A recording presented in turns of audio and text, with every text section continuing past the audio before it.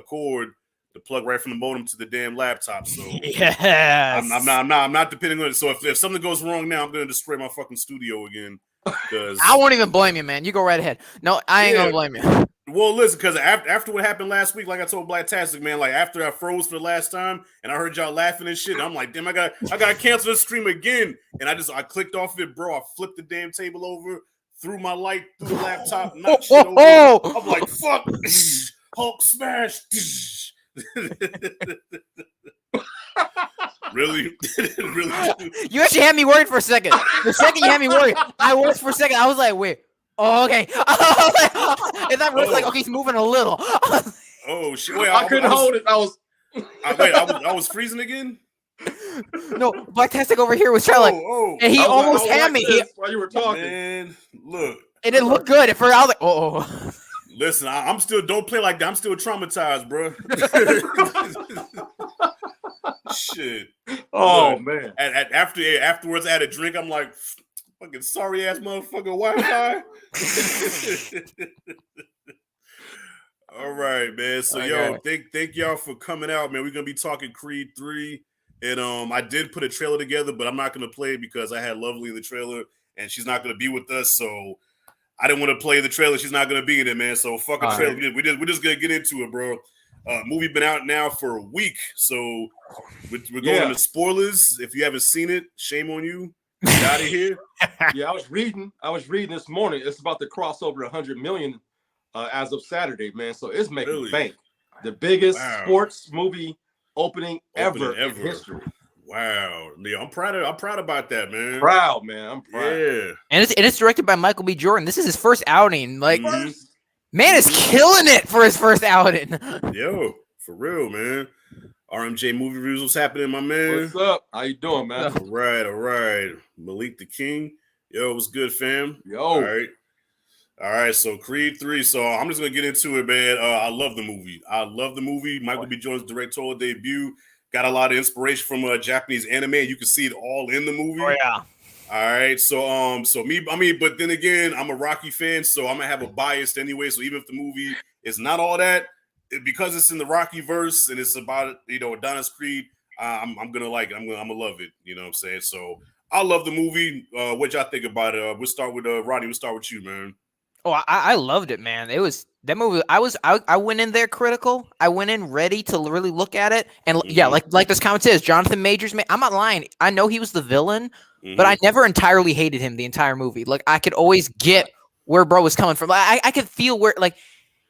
He wasn't necessarily bad. He was just lost. Like he just lost it a little bit. And that movie was great. I loved it. I loved Creed 3. Okay, well, before I get to you, I want to say this real quick. Now, it's funny what alcohol brings out of you. So I was drinking the other night, right? And as I was drinking, I was thinking about the movie. Really? Yeah, I was drinking. Yeah, I was on my Jack Daniels, a double-aged barrel, and I'm thinking to myself, I said, wait a minute. Adonis Creed is really the real villain of Creed 3. Yeah, because I went to think, I said, you know what? I said, just like how Apollo and Clubber Lang had a beef in that movie, I said the reason why I think Clubber hated Apollo was because, where the fuck were you when I was, trying to come up in the game? Nobody helped me. I did this shit by my fucking self, trained and everything by myself. You was sitting on your high horse, saw me coming up in the ranks, didn't even try to help me. So now you want to come and shake my hand when I'm about to fight the biggest fight of my life, man? Fuck out my face. And so now, fast forward, Adonis now abandoned, what's his name? Dame abandoned him, right? Yep. Left him for dead pretty much. Dame comes back into the picture, doesn't have anything. So he does give him an opportunity. He says, okay, even though he was reluctant at first, but gave him an opportunity. But now comes the time of the fight. Whose corner was he in? Your boy Felix. Yep. He was in Felix's corner, rooting for Felix the whole time, and even though it was fucking. That made me sad. I ain't gonna lie. Yeah. And even there's this one scene where Jonathan Majors did where he's like this and he kind of looks and he just kind of looks like bro's not even backing me. It's just also I would say there are some callbacks. I feel like there's a lot of Rocky 3 inspiration in this movie. Mm-hmm. A lot of Rocky 3s in this movie. Right. So I feel like doing it because it's been a long time since I did a You Ain't Shit video. So I feel like I'm gonna do a You Ain't Shit video for Adonis Creed. So I just wanted to give you just the prerequisite. That's a great point, though. I never thought of that. That's a great point, though. Still, it is. Yeah. I mean, because even after he won, he was like, "What's up, bro? What's up, bro? I did it." And Donnie just looked at him like, Didn't even say like congratulations or nothing. Like, you hurt my man, and I'm like, but dude, I was your man. Like, yeah, like that. They were like he said. He even told me, he's like, I'm the man who put the gloves on you. Like he tells him, he's like, man, where are you getting this from? Like, like I was always better than you. What you talking about? Yeah. No, the answer that no, Dame did have a girl in the movie. He did have a girl. Well, I guess she was a groupie or something, but there was a chick laying next to him when he called out. Because she was at the beach, and later on she was at his crib later on, right? Yep. Mm-hmm. When he went on Stephen A. Smith, he called in. She was right there giggling. Yeah. And like he was all sweaty and shit. So he just got through, knocking the stuff off that. You know what I mean? Not to back up.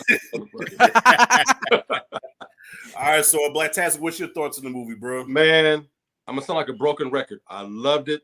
Mm-hmm. As of yet, still is my favorite movie of the year.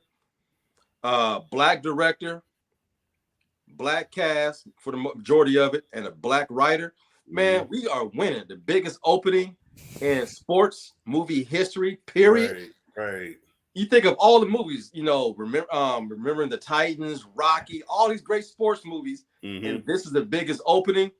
Man, it's like Black History Month all over again. I love it. Facts. And Facts. As of today, I was reading, I think it's over 100 million worldwide. So, man, shoot.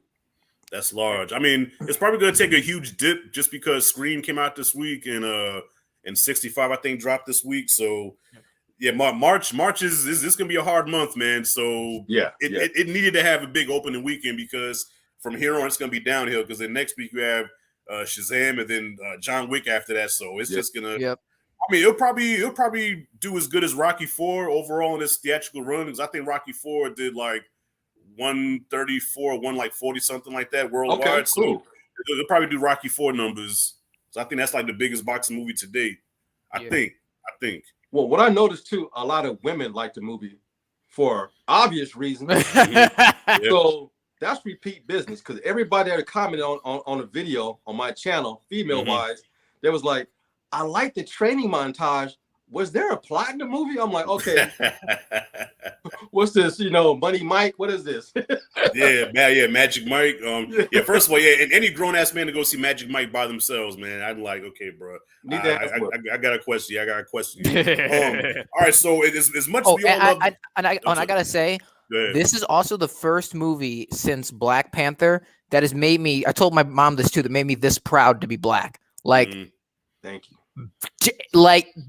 Oh man, like I'm not lying. I was walking different. Literally, when I had a swagger when I came out the theater. I put on my leather jacket I was walking. I went snack shopping later. I was cool. I was like, man, look at us. Walking like Shaft or either Richard Pryor and we was in jail with Gene Wilder. Stir Crazy. That's right. What's up? I saw Creed 3. But you know what's cool about that statement you just made, bro? And because I took my son to see it too. My son is 7.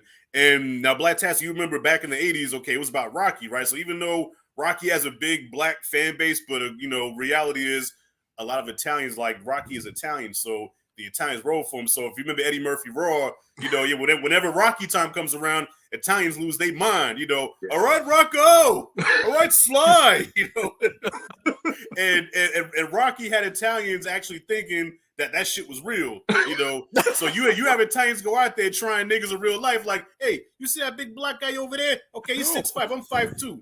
Okay, I'm gonna do him just like he did Rocky. Rocky's big fucking moon when y'all came and talking shit. Rocky busting his fucking hole. He can really do that. All right, Rocco. Man, them Rocky movies and that movie get you pumped. You can be 300 pounds and look in the mirror. You know what, man? I'm gonna get in shape. Yeah. 48 hours later, it was a dream. It's a dream, yeah. But it's just so cool to see how Italians were so proud of Rocky back then. Even though we celebrated it too, but realistically, at the end, we always lost. Like Apollo lost, Clubber Lang got knocked out. So it's cool now to see where now black folks now leaving the theater feeling like, I could climb that mountain now and shout out, Drago. Like, what I'm saying? Like, honest, I've been working out honestly more after I saw the movie and I've gone on longer runs because I'm just and I'm not gonna lie, one of my favorite lines It's a line that only two black dudes would say is when they're fighting in the final fight. And Dan goes in and goes, I see you. Hey, where you going? And then what's his name? I love how Creed goes and goes, I'll be right back. I'll be right back, bro. He's like, I'm like, oh, yeah. I was like, he's coming back. He's coming back. He's like, oh, I'll go be right back, bro. And he's sitting there like, I look like his Rocky. He always just there like this. You can tell when you a black dude and you sitting like, I'm like, yeah, he's going to beat him up. I'm like, that was good. Yeah, just like in Rocky 1 or 2, I never felt that Rocky could beat Apollo. I never felt that. That's why I love part 3, because it took a black trainer to train Rock to beat a black dude. That's why Rocky 3 is my favorite, because he learned how to get some soul, move, get faster. And man, 3 is so beautiful. And the fact that Creed 3 mimics that movie is even better, you know? Especially, I really think Creed 3 brought back the eye of the tiger, because I don't know, there's just something was about, they kept doing this thing where people would look at the camera. I was like, and Creed doesn't have, if you watch the movie, Creed doesn't have the eye of the tiger for a long time, but by the end, he gets the eye, he gets that look, that eye of the tiger. I'm like, they did eye of the tiger. I was like, oh, that's what they're doing, man. Yeah, he got it at the beach when oh damn. After he called the baby Creed. He's like, and he's just sitting in his room, just like he was sitting in his place, just like. And he's drinking. I was like, oh. And then when he goes up the mountain, he's just like, ah! I was like, oh. He's like, dude, that's like, that's primal. I was like, yeah. Especially after, I think when he called him Baby Creed, that's what set him over. Because one thing about Donnie, he don't like being called Baby Creed. No. And then when he was trying not to accept the challenge on TV. He's saying there's like, hey, let's not do this, Dame. And Dame knows what button special he thinks. He's gonna go and Papa Creed. He'd be disappointed in you. And then then you see Creed kind of go. All right, no. He's like, oh no, we're not going there. He's like, not like this, not like this. No, you know, we're fighting now. He's like, we're fighting now. No. Yeah, okay, well, bro, let's acknowledge the acting, the performances. Yes, Jonathan Majors and Michael B. Jordan's, like, they act like they've been working together for years. Like their chemistry was so like electric. It's like you believe that they was homies for a long time, and that they had a falling out, and that they had that brotherhood. Like, damn, they did know each other for a long time. I love both of their performances, and it got to a place where I don't know about y'all, but even though it's called Creed, but I'm rooting for Dame too. Like I kind of want him to win, because I understand what he's fighting for and why he's doing what he's doing. But then this is Adonis Creed's movie, so I'm like, damn, I know he can't lose, and plus he has that sweet, like that adorable looking daughter. I don't want him to get his ass whooped in front of her, So I'm rooting for both of them. So as I'm watching the fight, I'm like, damn. I don't want to see none of these brothers lose because both of them were so good. You know what I'm saying? So, yeah, as far as performances, would you say that this Creed movie has the best performances of all the Creed movies? Overall, yes. Because Jonathan Majors is a way better actor than Sylvester Stallone. Okay. So I didn't miss Sly in this movie because the performances were so good. In the first Creed, still might be my favorite, maybe by a smidge. Right. But it was a relationship between him and a girl that he met that ended up being his wife. That's the relationship that I like. And Rocky kind of like just sealed things together. But acting-wise, this is the best acting movie out of the 3, out of all of them. All right, Rodney, what you think, bro? Oh yeah, this is easily the best acted Creed movie. I'm not saying it's the best because I'm with Blacktastic. I think I like 1 a little more than 3, maybe. I have to think about it. I have to see it a few more times and let it settle. But yeah, this is again. Jonathan Majors was great. Michael B. Jordan was great. This movie actually made me get like a tear in my eye like twice. Like, and some of them weren't even for sad scenes. I got one point, I got a tear in my eye just for Dame because I felt bad for Dame. Like, right. It's great. Okay. So, y'all see this question here. In the alternate universe, if Sly wasn't beefing with the producer, was open to appear in any scene of the movie, I would put him in the training sequence. To me, okay, so as much as I love this movie, it's not without its flaws, you know what I'm saying? Like, no movie is without sin. So, to me, you really miss Rocky in the training sequences, you know what I'm saying? Because even though, like, I fuck with Duke, but Duke is not Rocky, you know what I'm saying? Like only Rocky can motivate Donnie to do his best. Like, like to me, I think the train sequence in Creed 2 was the best because Creed was like, he was throwing up, he was passing out, and Rocky was like, "Come on, get up, kid, get up, get back in there." And he really brought the best in him. So I think that's what Rocky was missing mostly, was in the train sequence. Definitely. In an alternate universe, I'm gonna put on my director's hat for a minute. If I had a chance to direct this movie, the perfect place to bring in Rock, I would have his wife reach out to him After he got his ass hit at the beach, like, Rock, we need you. He's not talking to me. And Rock comes over to the house and he finally opens up about what really happened in the past to him, and his wife finds out later. But I thought it'd be cool if his wife invited Rock over. We need you. I know it's been a while. And like you said, have him train him. Right. That would have been perfect. Right. I agree. And I agree. I agree because like you said, Creed 2's workout scene, like the part where he's in the tire and he gets hit in the ribs and he goes out, Rock's like, no, get back in there, get back in there. And he's like, and he knows if realistically it goes back to, like when I said I like the eye of the tiger thing that kind of brought back in here without saying it. If he came back when she calls him, he could tell me, he's like, your dad told me a long time ago when I went through something similar, you've got to get that eye of the tiger. You could have made it like this awesome thing where Rock's like trying to get him the eye of the Rock doesn't even have to coach him in the ring. He could just have that training, because I like the training sequence in here, but honestly, it was a little underwhelming. I didn't. It was. It wasn't. It just felt a little all over. Like it's just they did one thing, then they did another thing, then they did one. Like I do like the part where he's punching the tree and his knuckles get bloody. And I like the part where he yells, but like I said, it was pretty good. And I like the part he rips off his helmet with Drago. But even Drago felt a little weird when they put why would Drago hates him? Why is Drago like gonna work with him? That just they were. Well, there was a deleted scene in 2 where Donnie came and sat next to him after he beat Drago, and then they had a moment where they kind of squashed their beef. And even earlier in the movie, like they dapped each other up, like respect. So so Drago did have respect for him, but his appearance I think was more fan service than anything, because he really had no reason to be there. Like when Apollo trained Rocky, Apollo had his own agenda. Let's be real, Apollo really trained Rocky because one, he wanted to fight him again. Just to kind of, like when you beat me, you won by 1 second, beat by 1 second, 1 second. That's very hard for a man of my intelligence to handle. So he wanted to fight Rocky again. And plus, being that Apollo's going to promote the fight, that money, so he had his own reason for training Rocky. But yeah, Victor really had no reason being there. So I do understand your point on that. But it was cool to see him there. Yeah, I was. But that train sequence wasn't all that to me either. The plot, okay, I've somebody else said this too. The plot is super similar to Black Panther, though, like identical. Yeah, I could see that. You know why? Because the writer. Yeah. Yeah. All right. Cinematic Tennessee, what's up, fam? Super Van Damme fan over there. Cinematic. Gotta collab with some Van Damme joints, bro. Yeah.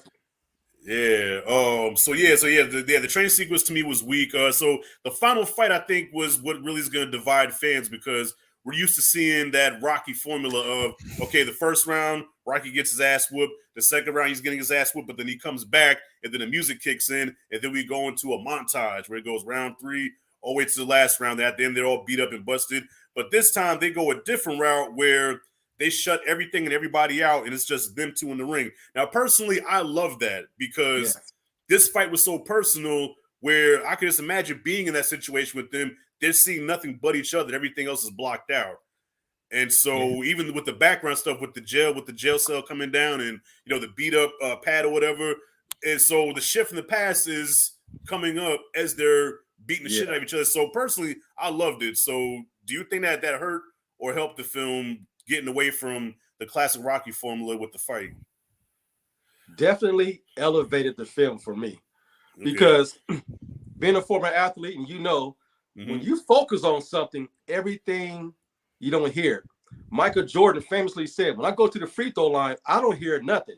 You can wave those big old fingers and boos, and he's just right. So a true athlete blocks everything out. And that's the first time I ever seen it done realistically in a boxing movie. Right. And it almost had like a black and white touch to it. Man, it was dope.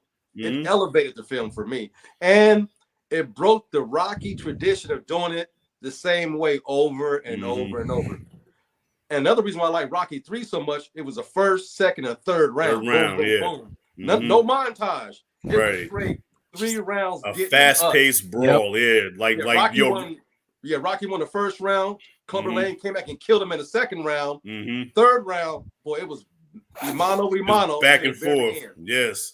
It kind of reminiscent of one of my favorite real boxing matches of all time, Hitman Hearns versus Hagler. If you ever seen that fight, only lasted 3 rounds, but man, some of the best boxing action you'll ever see, man. Ever. And that's what Rocky 3 did. Like for 3 rounds, but man, some of the best fucking fighting, talking shit. You know, ain't so bad. You ain't so bad. You ain't nothing. What? My mother is harder than that. Push him up against the head. Yeah. He was touching his head. And then I know we're talking about Creed 3, but I can't help talking about Rocky 3. The way he was throwing those hooks. Woo, woo. Rocky 3 was the first one to have sound effects behind those gloves. Right. And it changed the whole dynamic of Rocky 3 all the way up until now to Creed 3. Yeah, and I think you see the most aggressive side of Rocky too, because in 3, like he was talking shit. He was like mocking Clubber, like mushing him. Like, what? What's up? Come on, again, what champ ain't so bad? Like that shit get you hyped when you watch it. Like, oh shit, Disrespectful. Like, yeah, like even Clubber's like, you must be crazy or something. He a fool. He a fool. He the fool. He's stupid. I'm gonna kill him. Yeah, like even Apollo didn't know. Like Apollo, like, I was like, man, what you doing? Hey, look, that's strategy. So I know what I'm doing. He's getting tired. He's getting Clubbers over there.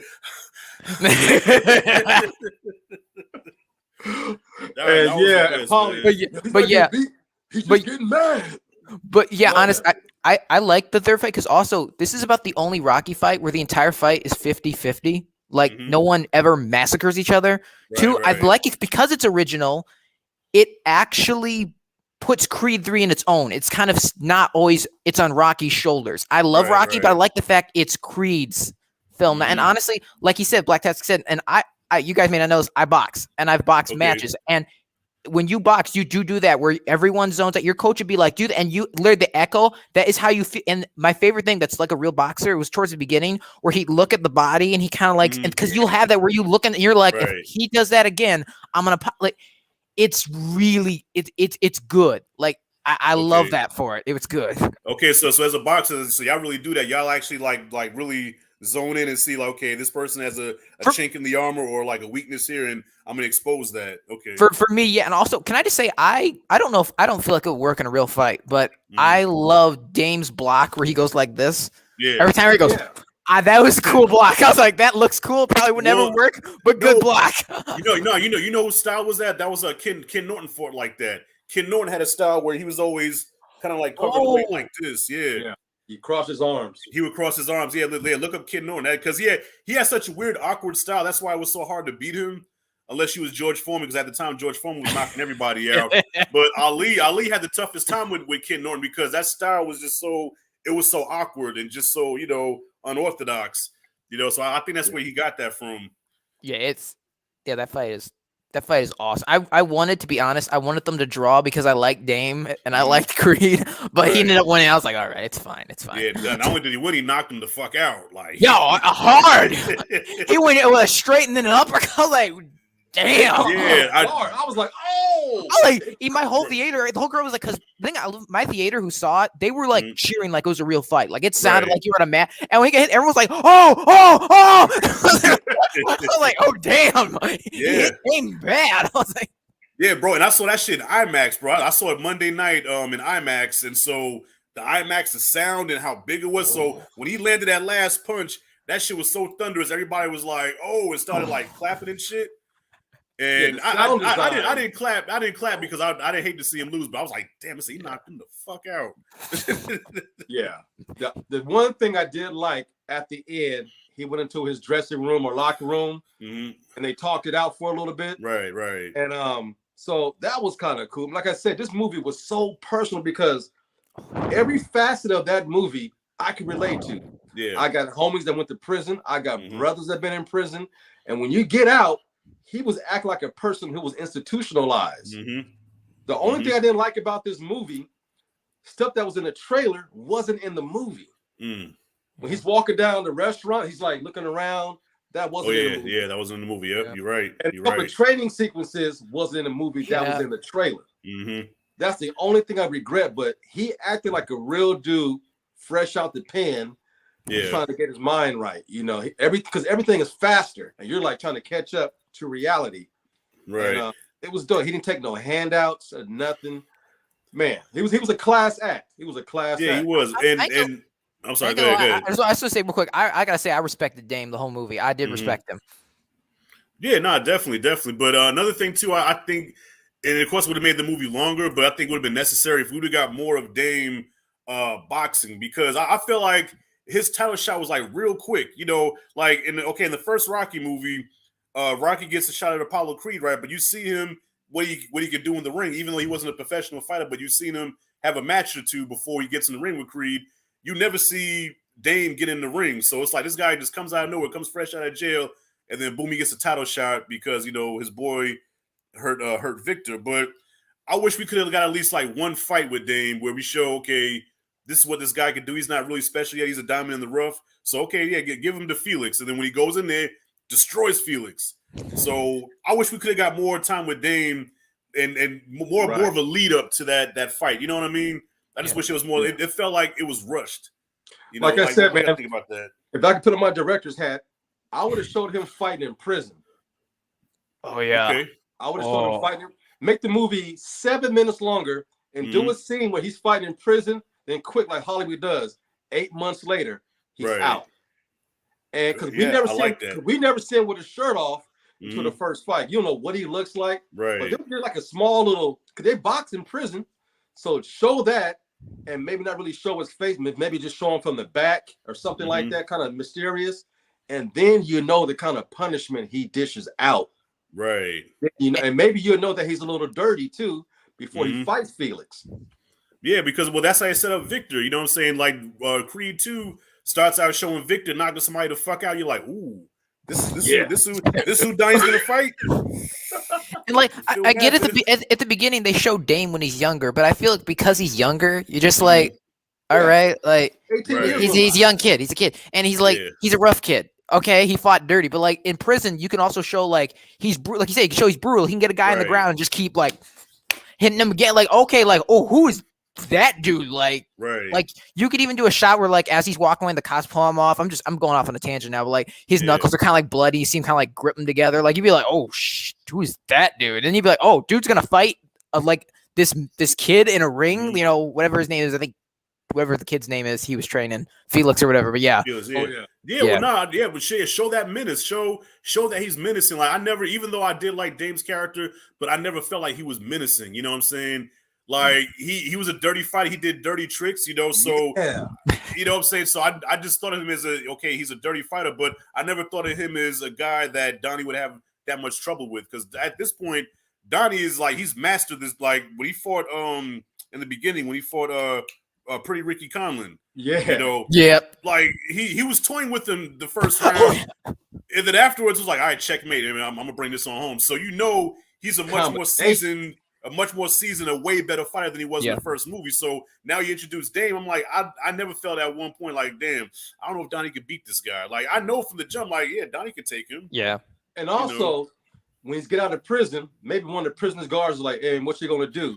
Look at him and goes, hey, man, I'm going to be a heavyweight champ of the world. And show the people in prison who knew him rooting for him. Right. To add to the drama of the movie, you know? You could even cut back, like during the fight, have some cuts of like some prisoners. Fan base that truly loved him and knew who he was and knew his pain, because he did 18 years with these dudes. And man, like I said, this movie was damn near perfect, but it could have been perfect with a little bit of help from us, you know? Oh yeah, for sure. And we got Jamie in the house here. I was to say, sorry, and real quick, the last thing is another thing is just that I feel like one thing I just realized in my second watch was when he goes, "Are you threatening me?" and he punches Donnie in the face. They established in the movie his right can knock a man out one hit. He was holding back on Donnie. He could have, especially with a sucker punch, he could have knocked Donnie the out, and he didn't. He hit him just hard enough to make a point. Like if he wanted to hurt him, he would even so he told me, he's like, "Get up, man, you're fine." He means it. He's like, "Bro, I could have killed you, man. You are fine, believe me." He taught him a lesson. He taught him how to get up. He told him, "Help yourself up, man." The movie's dope, man. The movie's dope. Yeah. Well, and also too, I think Donnie also. I mean, I don't know if you guys have older siblings, but I have an older brother. Well, Blacktastic, you met my evil twin when we did that live stream or whatever. Now, even though physically, yes, I can match up with him, but see, psychologically, that's my big brother. So in my mind, he can always beat me because that's my big brother. You know what I'm saying? Like I could just never imagine me ever whooping him. So when he suns me, even though I'm a grown ass man, I'll be like, all right, man, all right, whatever, man, whatever, and I let him do it. So Donnie and Dame had that relationship of, even though Donnie probably knew he could take Dame, but it's like, man, that's big bro. I used to root for this guy, watching him, box or whatever. So yeah, I think that also played a factor into why Donnie didn't really, beat him as easily as he could have. You know what I mean? I mean, did y'all kind of agree with that? Yeah, I agree. Yep. All right. Oh, cute. Hey, Thank you, man. Hey, Rashad, can I borrow $20? Yo, after YouTube takes their cut, nah. YouTube gonna take about $7 out of that. Hey. Yeah, Q. Thank you, bro. I wish he was here, man, but he got some family business that he's handling, so he was gonna be here. Yeah, no doubt, man. No doubt. I gotta say too, man, I really appreciate the stand-in body double when he was a young kid. Looked just like my man, didn't he? Yeah. Yes. His mannerism, the way his neck and head and nose was shaped, I'm like, that looks like Michael B. Jordan when he was a younger dude. Looked just like. At first, I thought they de-aged, and I was like, "Oh, they didn't. That's a different boy." I was like, "Damn." Yeah, look, if you'd put some cornrows on him, he would have been Wallace from The Wire. If you've seen The Wire. Oh, shit. Yeah. Yeah, that was good casting right there. Yeah, man. See, especially since Dame mentioned that he got extra time added on, they could have inserted him knocking a guy out. Liz, I like the idea of seeing him fight in prison, because that would have showed just, how the danger that he brings. Like, oh shit, he's got to fight. Dude, that's Rocky 101, man. Even from Rocky 3, we see the montage, Clubber Lang dropping everybody. I want Balboa. You tell Balboa, come on phone. Nobody can beat me. You tell him what I say. I'm like, oh, she's got to fight that guy. And the fear on Mickey's face, like, Rocky ain't fighting him. Hell no. Nah. He'll knock you tomorrow, Rock. And another thing, in prison, it's segregated. Got blacks, browns, and woods, which stand for Peckerwoods. Woods. Imagine if Damien would have beat up a Mexican dude. Yeah. Give a little racial tension, so we got never feelings. He's like, man, I'm gonna kill this Latino. You know what I mean? Right. Like, it would have had so much more drama if we knew what he can do. Mm-hmm. Yeah, facts. And also, do you think it was necessary to make him a dirty fighter though? Like, showing the Ric Flair stuff he was doing, or would it have been better just showing him just being a brute? What it is, man, that's setup, that's foreshadowing. Like, in the end fight, Michael B. Jordan's gonna be in trouble. That's all that was to me. It was dirty, but not. I don't know. I mean, because he cracked Felix with he cracked him with an elbow, and didn't he like kick his knee or something like that? Yeah. Like, he cracked his knee, hit him with a legal elbow. Like, that first.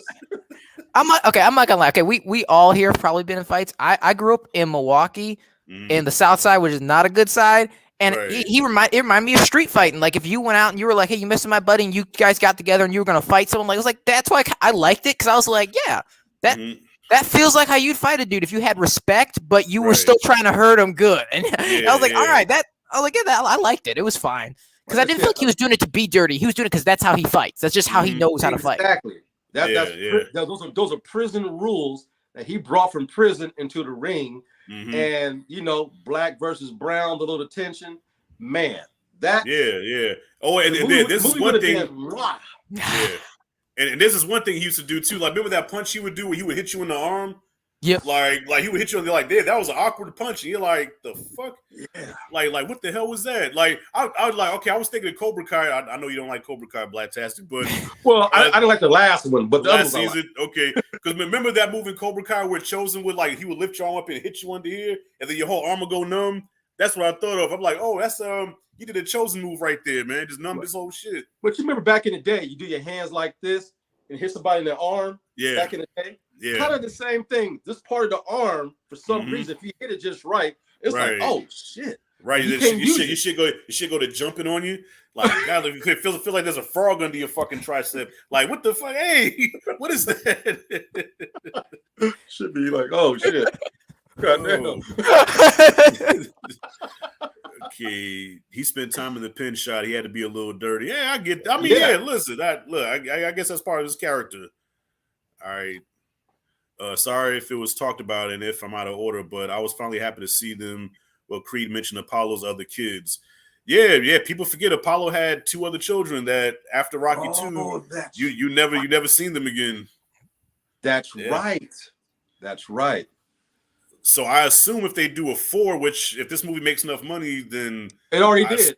Okay, oh, yeah. It already done that. It already did. Okay, so if we get a Creed 4, maybe implement the kids in there, because now that Mama Creed is gone, you know what I'm saying, probably him trying to make peace with the other children, and that's going to be a whole story by itself. I don't know. And let's talk about my man's direction. Yeah, dude, he incorporated part 1 and 2 perfectly. He brought the previous fighters from the other 2 movies in this movie. He took it back to the group home when he was a kid, what happened to him in this movie. Man, it was a nice full circle storytelling of his journey. And then he had an opponent that I look like, I don't know if he can beat him. Yeah. You know? And also too, because of his past, now I have a better understanding of who this nigga got 20 years just for pulling a gun. Listen, I got a cousin who never committed a crime in his life, and he was involved in a store robbery, and he was just the guy grabbing scratch-off tickets. And they was robbing stores for scratch-off tickets. The judge threw the book at him 20 years. Just I'm for gonna tell grabbing you, scratch-off. So yeah, I'm from LA County, and LA's like that. My brother did 37 years. His homeboy went to a convenience store, shot some they called them Orientals back then, shot some Asian dude. Right. My brother didn't know, but was driving a car. The dude who did the actual murder did 20. My brother did 37. That's LA County. Yeah. LA County. And Yeah, remember, he had priors in the film. So that's what got him in trouble. That's what got him in trouble. Yeah. It depends on the judge too, man. Like you can have a nice judge that'll just give you a slap on the wrist and don't do it again. But you got some of them judges like, what? You stole a pack of chewing gum? 30 years. Damn. LA County is dirty like that. It's dirty. It happens, man. But back to what I was saying about it, Adonis. One thing I never liked about his character was that he was always hot-headed, always was ready to fight. Like, especially in the first movie, he was kind of a punk in a way. Not a punk, but I'm like, this dude, you always quick to fight. Like, what's your deal, man? Like, you're so angry. But this movie explains that because of what happened to him when he was a kid. And I'm like, man. Now I want to give him a hug, man, because I felt bad. Like, you go to group homes and you have a guy abusing you and shit. Because he was like, he said, yo, me and Dame, we weren't angels, but no kid deserves to get beat on like that. You know, I like how they drug it out. You didn't know exactly what happened to him because the flashbacks were like throughout the film. They kept me in my seat, like, man, what happened? Did he shoot somebody? And for once, the trailer didn't give it away. Yes. For once, perfect marketing for this movie. And I just want to say again, I love the scene where he goes in and goes, "Hey, you don't remember me?" And he just goes like that because there are so many times my friends and I would see someone where like, "That's the man who hit so and so's girl," and you walk up to him and be like, "You see him?" You'll be like, "I'm gonna use your name," and they'll be like, "Hey, Rashad, hey, what's up, bro? Hey, you don't remember me?" And I was like, I love it because I was like, that is how you do it. That's how it happens. And she's like, "Remember me now?" I was like, that is. I love that. I was like, all right, yeah, but it brought back memories where I was like, yeah, I miss fighting people. It's like, I know that's wrong, but I miss it. Rodney, you sound like a violent person, man. I got my violence out young. I am very much not violent anymore. We moved out Milwaukee, and that probably helped too. Well, especially now that you're a boxer, so being now that you know that you have hands that can fuck somebody up, that makes you a calmer person. That's why I feel like every boy should learn some sort of combat fighting, because when you're confident, knowing what you're capable of, it makes you a more calm person because you have that confidence of knowing, okay, I can get my way out of any situation. Where when you're scared and you're like, have a lot to prove, and it's like, you just want to fight for no reason. Yeah, because when you have prior knowledge of fighting, you size your opponent up before you. If he's walking with his hands down, you're like, oh shit, this is too easy. Yeah. It's like, okay, I'm not gonna be rude, but there are a lot of kids that fight and they say want to go, and they'll go like this, and I'm not gonna fight him. He can't fight. I'm like, he's fought in the street. I'm like, and I always be like, hey bro, it's no thing, and it actually worked. I'll go sometimes like, hey bro, you just want to hit me and let it out real quick? You go right ahead. And usually they're like, no, man, I'm good. And I'm like, all right, we're good. And like, you let me. I'm like, no, I'm not going to do that. But there's some kids where they'll just be so relaxed. They like want to fight. I'm like, no, because I'll get killed right now. I'm like, nope, I'm not gonna fight you. I'm like, we're leaving. The guy that resists the most is probably the most dangerous. He's trying to save you. Look, man, I'm good. Let's just walk away. Yep. Right. So we know as black brothers, some of us just keep talking with our hands down, like, shit. Yeah. Those are ones that can't. Those ones that can't listen. If I come across somebody and I'm like, man, what's up, man? What you want to do? And he just says, what's up? I don't think I want to fuck with that guy. So you know what I'm saying? When a motherfucker is too calm, you're like, okay, yeah, something looks missing in this motherfucker's face. I don't think I'm gonna do that. And you know what? Dame is like this in this movie, where even when Donnie goes up to him, he's trying to threaten him, and he's just laughing in his face. He's like, man, do you really want this smoke? He's just like, bro, like, what is wrong with you? He's like, bro, you do not scare me, man. He's like, he did the same thing with Felix, where he was just like. He's like, all right, Felix. Like, yeah, Felix like, oh, you want to go, old man? He's just kind of sitting there, like, hey, what? He's like, bro, come on. He's like, I don't know if it's the nose or what, but Dame always had like a drunk look on his face, like so, like yes, like you said, when Donnie walked up, I'm like, yeah, he's just like, he's like, you know, that's all my guy did the whole movie. He's like, yeah. When Donnie walked up, what you mad, bro? You mad, bro? Like, yeah, man, he's unhinged. He has a lot built up, and he's very confident. And plus, man, he just embodied a person who's been institutionalized. Yes. And one thing like that, And one thing that Michael B. Jordan did, he focused on the eyes so much in the conversation. Got real close to their eyes. I'm like, man, you see it. You see the menace, the hurt, the destruction in his face, man, throughout the whole film. And when he unleashed them hands, I'm like, woo. Yeah.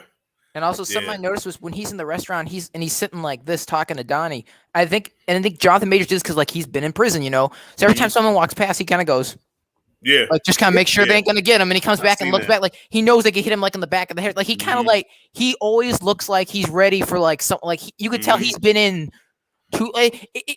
Jonathan Majors was great, man. Just he put so much. Right. He's also, I just want to say, also, he's the only reason Ant-Man the Wasp: Quantumania is not total garbage, is because of him. Because he was the only reason that did something. Man, I took one of the best naps I took in a long time watching that movie. Oh, that movie was bad. Straight up. But you can tell they did their research because people from prison, even when they go out to eat, they want to eat in a booth, not a chair. Table, because they're constantly doing this in a booth. You know, I got something behind me. I'm not looking over my back. And like I said, a little small attention to detail. But those who don't know nothing about that life are like, oh, why is he so nervous? And he played that role very well. And also he was like really like, you know, you kind of got nervous watching him because he's like he had that kind of personality where you don't know what he's gonna do. Like he could snap at any moment, you know what I'm saying? Even though he had that cool look on his face, but there was like a quiet intensity about him. Well, like at any moment he can go off on you. So when him and Donnie would have those interactions, I felt kind of nervous for Donnie because it's like me too. Even though they're homeboys, but it's like at the end of the day, you did kind of abandon him and you stopped fucking with him, and now you're like on top of the world. So even Donnie saw that shit like, so what's your plan now? But that was the cool thing about the movie. We didn't know he abandoned him during those conversations. We had no clue. I'm like, oh, no wonder he was so uneasy, and him and his wife was having funk because she was talking easier and more open to Damon than she was her own husband. Right. Because my man had regret and he had a lot of shit on his shoulder. Like I said, it was so well directed. You didn't know why Michael B. Jordan's character was acting that way until the very end. I'm like, oh, dude, you about to get your ass whooped. Yeah. You about to get killed. You know, I'm glad they didn't go that route either, man. Because that would have made it a little too dark, man. That would have took it like into, you know. Yeah. I mean, but even though that's the reality, that does happen to kids in group homes and stuff. But I mean, I'm glad they didn't do that because, you know. And then the elephant in the room, when he lost his mother. Yes. That set him over the edge. And I'm so glad they didn't use that as a crutch for Damien to get a man. I'm so glad they didn't do that route. But man. That was one of the scenes that made me, because we watched the Cosby Show growing up all the time, but Felicia Rashad Allen reminds me of my mom a lot. Oh, she was everybody's mom. Oh man. but she like yeah. So like it felt like I was watching my mama die on screen, and it just I especially Mama Creed. Like you know her for 3 movies now, man. Like like you feel like you're the whole theater was just sitting there just like. Yeah, it was a hard scene to watch. There were white folks sitting in there just like. Well, it was a hard scene to watch because you even see her pain now because she let it be known in the first movie like when your father left when he died I was mad for a long time, but then Donnie actually saved her because I don't know what happened with the other kids, but when Donnie came into her life, Donnie filled that void that she was missing for a long time. So when she was like, when I first saw you, you was angry, you was just so angry, and and your dad was the same way, and then she you could tell she was like drifting off, and she was like, Adonis, that's his name, Adonis. And you really see the love that she had for him and the love that she had for Apollo. So it was like my eyes were shrunk wrapped with tears, bro. I'm like, man, I said, why these Rocky movies always do this shit to me, man?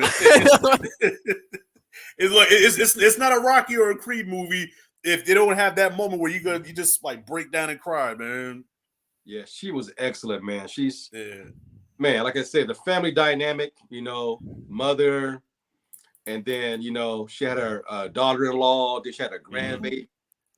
It was so adorable. That little girl is so cute, man. Oh, she was so cute. I hope they do a spin-off. She's deaf in real life too. Yeah, she is. Yeah. That was a trip. Yeah. So even though she was speaking, in sign language, but like her performance was dope as well. You know what I'm saying? And I love the show that she's a fighter also. So when the girl ripped her shit up and she came in, wow! I was like, ooh, yes, and she's definitely a Creed.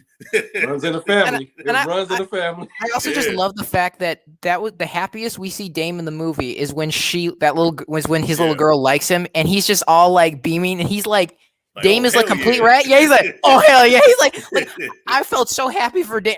I know Dame's supposed to be the villain. I like Dame in that movie. Dame was just lost. That's all. He lost the way. That was all. He just needed to get back on. And even then, I never felt like at any point in the movie he became a full-fledged villain. He just, technically, Creed did him. Donnie did him bad. He saved Donnie's life with that gun, and then Donnie just was like, "Oh, I'm running off." I was like, "Well, they were gonna beat your ass, man. I was trying to save you. Why'd you run off for?" And you gotta remember what he's. So even that scene on the beach, you felt like, 'cause I think that scene on the beach, that's when they really tried to make him kind of a bad guy, because he was kind of being an asshole. Yeah. Also, I think he was drunk. He was also drunk too, so I think he had. I feel like I've seen enough people. When you get drunk, you say things you don't mean, and you can as a tier 1 alcoholic, I'm gonna tell you something. There are two types of people that tell the truth. It's not funny, man. Don't laugh. He thinks it is. I'm ready to be teach to, and it's called truth serum. Truth serum. Yeah. So there's 2 types of people that tell the truth. Those that are drunk and those that are pissed the fuck off. And in Dame's case, he was both of them. So I have never seen a drunk man lie. So yes, but when I've gotten drunk and I've went into girls' DMs, I really meant that shit. But the next morning, of course, I'm like, damn, I shouldn't have done that. I should have kept that to myself. But when I'm drunk, I let out how I feel. So sometimes they're receptive to it. Sometimes they're not. And I remember what he said. I have to sit back and watch you. Yeah. Take my life. Right. Because he wasn't going to be a boxer at first when he was a little kid. He wasn't going to be a boxer. So he's watching him live his life while he's rotting in prison. Right. So, man, like I said, man, that movie's so well executed, man. Damn near flawless. Okay, so we haven't talked about Tessa Thompson yet. So how did Tessa Thompson work as the wife, as the wife, as the backbone, the main supporter of stand by your man? So how do you think her character evolved from the first movie till now? Do you think there was like a lot of growth there? Do you feel like she really hasn't changed that much? Let me tell you this, man. My favorite thing about Creed 1, besides the fight, is their relationship. Mm-hmm. They're both laying down, listening to music, face to face, opposite side. I mean, Tessa Thompson. Yeah. The reason why I love her so much is because of Creed, not Marvel, not the other shit she did. Creed 1 made me fall in love with that woman as a character. Yeah. In each movie, she got better. In this movie, she got in his face. Mm-hmm. She defended her daughter, their daughter, when he got upset. she was perfect balance in this movie. And all the testosterone in this movie, she balanced it out perfectly. And brother, she's easy on the eyes. Whenever she was on screen, I was like this. Man, I would lick her damn nostril. She's so damn fine. I've never heard that one. Like, I'm gonna have to steal that. This nigga said licked her nostrils. No, bro. She is. I mean, yeah. Woo. Yeah. Like, that scene where she's in the recording studio and her shirt was kind of hanging out. I was just sitting there. I was like, oh, I was like, Michael B. Jordan, you lucky motherfucker, you son of a bitch. You piece of shit, man. I was like, yeah, you directed. You're like, oh, that take wasn't good. We're gonna do it again. Where was it? Yeah, but they'll be and their chemistry was always like, you can't help but to compare those two with Adrian and Rocky, right? So it's like, okay, how does Donnie and what is her name? Start with a B. Bianca, okay. Yeah. Bianca, okay. So how does Donnie and Bianca compared to Rocky and Adrian? And I feel like they're, they both have their sweet moments. You know what I'm saying? Like even leading up to the last fight, she quietly and gently tells him, like, look, you have to fight this guy. Like, 'cause he's like, he's not going to listen to me. She's like, well, you have to fight him. That's what it is. And I love the fact that even with Dame in the movie, when he'll talk to her, you can tell she's noticing his pain. Like he'll say something and she'll just have a shot where just linger and she's just kind of like, like she's more she knows something ain't right. Yeah. And she's more aware of how Dame is feeling than Donnie is. Like she even keeps saying, she's like, what went on with you two? Like she's even like, so, and I respect the fact that, again, I give it to Dame. He tells her the basics. He's like, you want to know more? You ask Donnie. Like, I'm like, and he was saying like, yeah, it's his place. At the same time, it's not his place to tell her if Donnie ain't ready. I'm like, in a way, I respect Dame. I keep saying this. I respected Dame. And minus that beach scene and the scene where he calls him on the phone, I respected Dame that whole movie. Hey, you a fraud, bro. You a fraud. You a fraud. I'm exposing you, bro. I love the fact it looks like in the scene he's just trying to make it off the top of his head. He's like repeating the same thing. He's kind of like looking at the top of his head. He's like, and something, and he's just trying. Right. Okay. Like, this actually gives me a good idea here. It would have been cool if Damien went to prison but went to go visit Clubber Lang. Okay. No. All right. I got something better. Take it back to your shit, Blacktastic. We said the movie starts out with him in prison fighting. Right. And guess who happens to be in prison? Who helps train him? Clubber Lang. Clubber Lang. So before he gets out, he said, all right, I'm about to get out now. And all right, well, make us proud. I trained you in here. I showed you what to do. Now get out there and bring the title home, boy. Oh, yeah. If Mr. T would come back for this, oh my God, yes. How dope would that have been? Someone like pretty much a passing of the torch of the villain. Like, yeah, go out there and show him what you're made of. Show him what I taught you. Then we would have some hooks. We'd have some hooks coming in. That'd have some hooks coming in there, because his style wasn't like Clubber, but he had that aggressiveness like Clubber. Yeah. But also, he probably kind of put me in the mind of Tyson. Also, he had the black trunks and the black shoes, and he had the black towel and shit. I'm like, okay, they got the Mike Tyson thing, like young Mike Tyson going on right there. And another thing to go back to the females, I can relate to Adrian, but Bianca, I can relate to her. Okay, she was a R&B artist. She was from the hood. She knew the streets. Right. And take care of herself. Adrian was always like, damn. Well, Adrian was a timid, shy, abused character. Because let's be real, Paulie was terrible to her. Thank you. Yeah. So Adrian was more of like a sympathetic character, but I think she had the biggest arc though, because from the first movie, Adrian was like, she was all shy and Paulie, don't talk to me like that. And by the third movie, she was up in Rocky's face. Like, we have a house, we got a cars, we've got money, we got everything but the truth. What's the truth, damn it? I'm afraid. All right. I'm afraid. I don't want to lose what I got. Yeah, like she jumped in Rocky's shit in that third. Like even Rocky had to be like, hey, yo, how'd you get so tough? You're a fighter.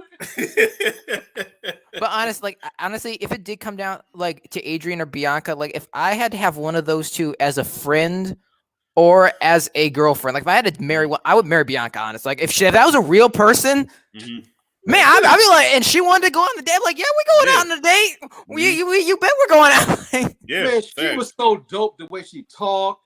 And like I said, everything about her, she was her own character. Yeah. Right. Rocky kind of made Adrian, but and please, from the first frame I seen her, I'm like, good. Come here, she got mad in part one. she was making so much noise. He came down, knocked on her door. You can tell the funk they was having. And then the first date, how she talked about Jones, this and this and that. I mean, she was a dope character. Oh yeah, and it brought the best in Donnie. She brought the best in Donnie, and exactly. And my favorite moment with her was in 2 when she actually walked out. When they did the walkout, she was singing the walkout music while he was behind her. I love that. That's like my favorite Bianca moment right there. Oh man. yes. And since we're on that subject, Creed 3, when the fighters came out to their music, and when Felix came out with that thing with the Day of the Dead on his head, I'm like, right.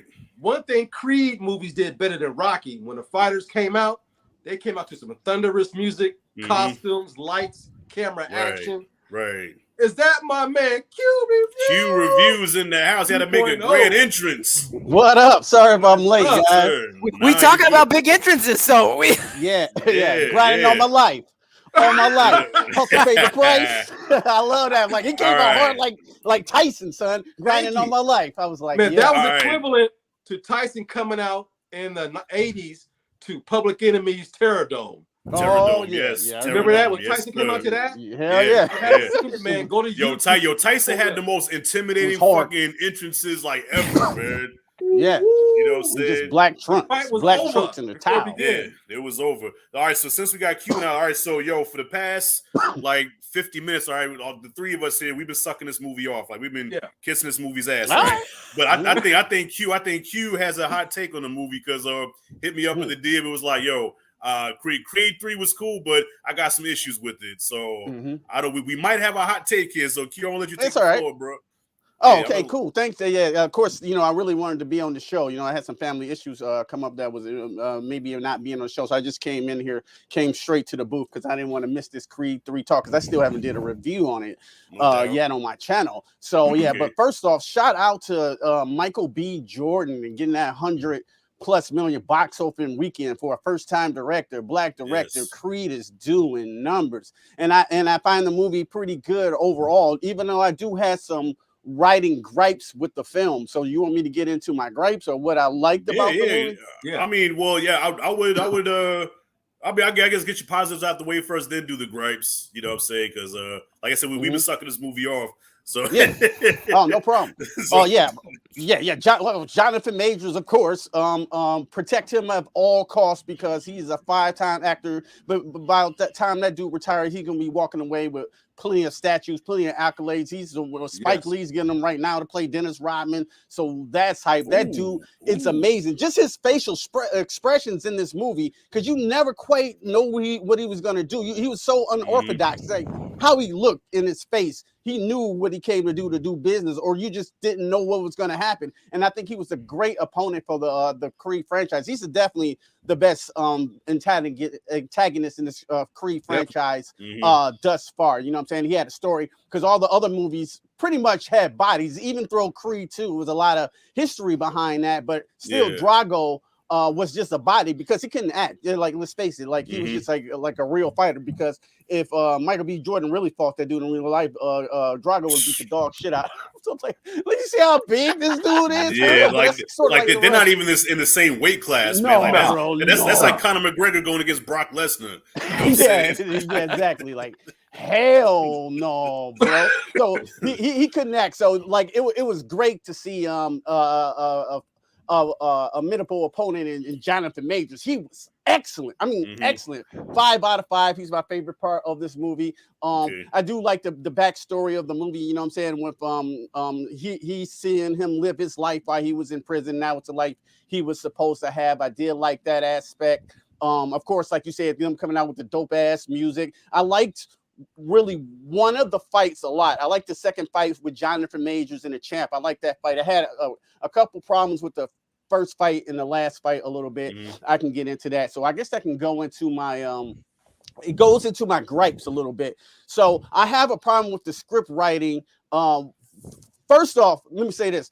This movie didn't have the heart of all 9 Rocky and Creed movies put together. I didn't feel that heart. I didn't feel like he needed to fight for, for his life usually. You know what I'm saying? Usually, like in the first Creed movie, it was all about him establishing a name of his own, him redeeming the name of his father, you know, from the Drago thing. Yeah. And this one here, they were formidable foes, but I'm gonna call Michael B. Jordan Creed a whole ass dude for this for this movie, and I'm gonna tell you why he a whole ass dude. Okay, Dame got out he got out of prison, right? They got out of prison. They got history together. You know, they show that backstory. But so he's on his team, and the other guy's on his team too. But he's hyping up the other dude, so he gets the shot at the title, right? I was saying that earlier, bro. I was saying that earlier, yeah. And he knocks him out. And Creed looked at him just before we knew he was, you know, Felicia Rashad had all those letters in the bag that she held for 20 years for some reason up in the closet.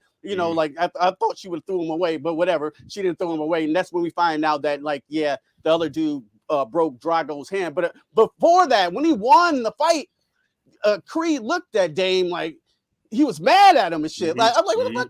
He's supposed to win. Like, it's either gonna happen either way. He's gonna lose or he's gonna win. You should be happy for him. Why are you not happy for him? And they gave a look at each other like he wasn't happy. He fought dirty, okay, but he still came what he got to do. He should have been happy for him, in my opinion. So that don't give me a strong enough reason for him to what he was retired.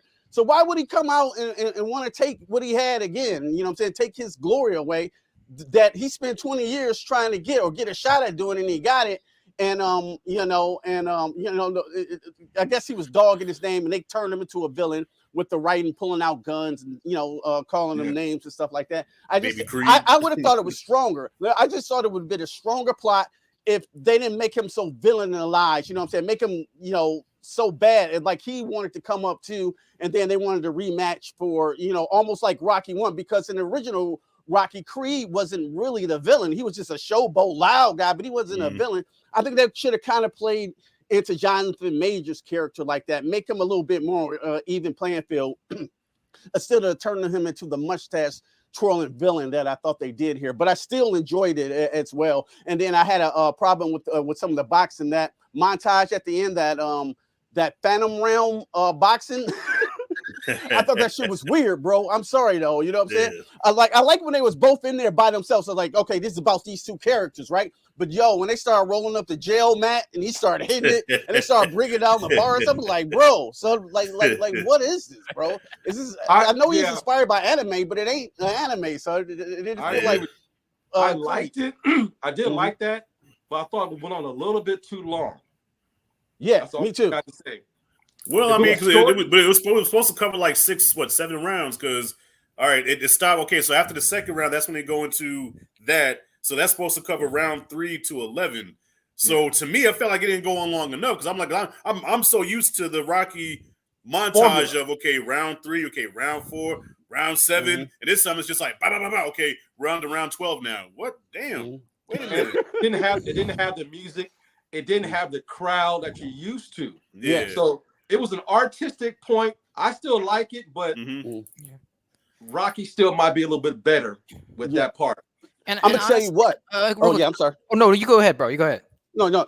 I just want to say, in the first Creed, my favorite fight of all these Creed movies is the first fight between Creed and his first opponent. When the camera does not cut, go back and look at that scene and look how spectacularly that shot. The camera they never even do any tricks, like they throw something in the camera for a cut like that. It's just strictly that whole fight is one take, and you got to know exactly. The actors have to know exactly what they're doing. That cameraman got to be on point, and that direction got to be on point. I love Michael B. Jordan's literal metaphors in this film but I think it was just a little bit too much. I think some of the literal metaphors could have been cut out just a little bit. So I agree with Blacktastic. I'm sorry, let you go, Roddy. My bad. You're good. No, bro. No, we've been talking the whole time. You've earned your time to talk, man. Yeah, no, but your time is shine, brother. But honestly, I'm saying the music, the song choices in here were great. Like, I was happy that they saved the one F word you can use in a PG-13 movie for that rap song. I was like, yeah, he saved that F word. But the actual score that was composed was a little somber. It wasn't as bombastic. Even like when he starts winning, they just kind of quick throw in the but like they just kind of quick throw in Creed's theme. And they're just like, and that's it. And I'm like, it never really felt the songs were good, but the actual composed score was all right. Yeah. Like, it wasn't bad. Yeah, the composed music wasn't as memorable as the other movies. I agree. Like honestly, if I went, I'm not being rude to the composer, but if I went on YouTube and typed in no copyright Creed style music, that's probably the kind of music you'd hear. And like you said, no copyright somber ambient music. It's just like you didn't actually like. I cannot remember a piece from that movie that's not a song. I can't hum it and be like, oh, I remember how that went. It's just kind of all right, Yeah, the best music. Now, question: Did they have the same? Was it the same composer for the other Creed movies? It was Ludwig something. No, I'm not I can't pronounce his name. I'm not sure. I'm not 100. Yeah, because I know the same guy composed Creed 1 and 2, and those were memorable, like pulse pounding scores, man. Like the training montages and everything, So that's what the Rocky Creed movies are known for. And this one felt a little generic. Yeah, because he's running down the street, everybody's on little scooters. Yeah. Man, that part, boy, I think about it, I guess goosebumps. Yes. Yeah. Dope. Yeah. Dope. I just watched it. Yeah. Yeah. But even in Creed, where the first part goes, you're like, whoa! It's like, get ready. You're like, and they have the choir like singing, and it almost sounds like a warrior like battle, and the drums are. I'm like, wow, this one was just kind of like. Get your blood boiling, son. Yeah, like I listen to that during workouts from Creed 1. I still listen to that. I'm like, that gets me pumped. So the original songs dope, like you said, but the score was real mediocre. But Q, I agree with you, bro, because when we started this live stream, right, I was saying the same thing you were saying. I'm like, yo, it's been a while since I did a You Ain't Shit video, and I said I want to do a You Ain't Shit for Donnie, how he treated Dame in this movie. Because the fight with Felix. So I guess going into that fight, even though he was like, yeah, Dame, do your thing, I got you. But in his mind, he always wanted Dame to lose because Felix is his boy. That's his moneymaker. That's his bread. That's his bread and butter. So he knew he went into that fight thinking that Felix was gonna win. But he didn't, and that's still his boy. He know him better than Felix. That's his brother. That's his so-called brother, man. Right. But let's address the elephant in the room. Donnie was all about money at that point in his life, just like his pops. Yeah. That was his boxer. His mama was in his corner, the Mexican lady. Right. She was hyping him up. So he was all about money, protecting his fighter, make sure you don't get hurt, because they had a big old payday coming. And that's why I thought he couldn't be happy for his homeboy, because he took money out of his pocket.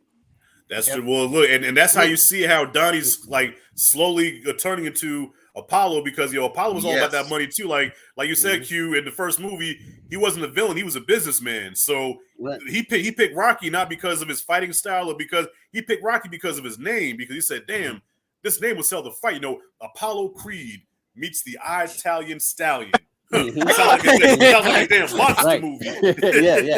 You broke down every syllable. Italian Stallion. Yeah. That makes him even more. Rocky Balboa. Never heard of him. No. It's the name, man. The Italian Stallion. And even like, and I know they're trying to make Dame seem like a villain when Felix is all bloody and stuff. But honestly, I'm like, if a man doesn't give up in the ring, you still got to keep punishing him. Like if he's not going to, you got to inbox. You're gonna hit him if he's not going down. You're gonna have to keep hitting him until he goes down. Like that's what he had to do. Like he didn't do anything wrong. Yeah, that's where the ref was. Even the ref was like, yeah, they're fighting dirty. Being the ref was like, as he warns, like, don't do it again. Dame was kind of like, all right.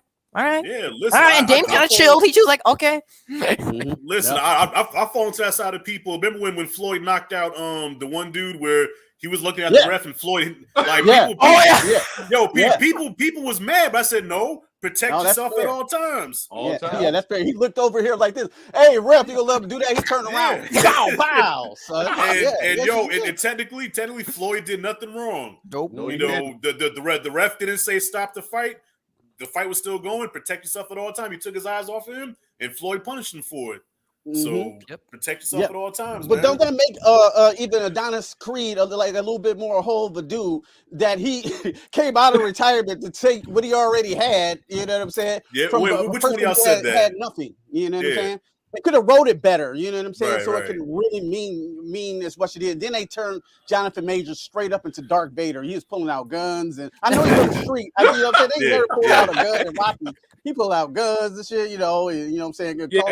Baby Creed, okay, cool. You know, that sells the villain a little bit more, but I think they could have did a little bit more clever, so it could have been in a gray area. Because the third act was Hollywood. Yeah.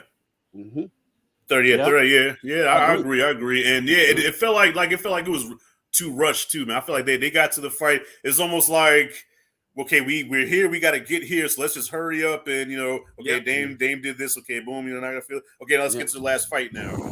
Let's face it, out of retirement, there's no way he could have gotten in shape to beat that man. No, nah, hell no.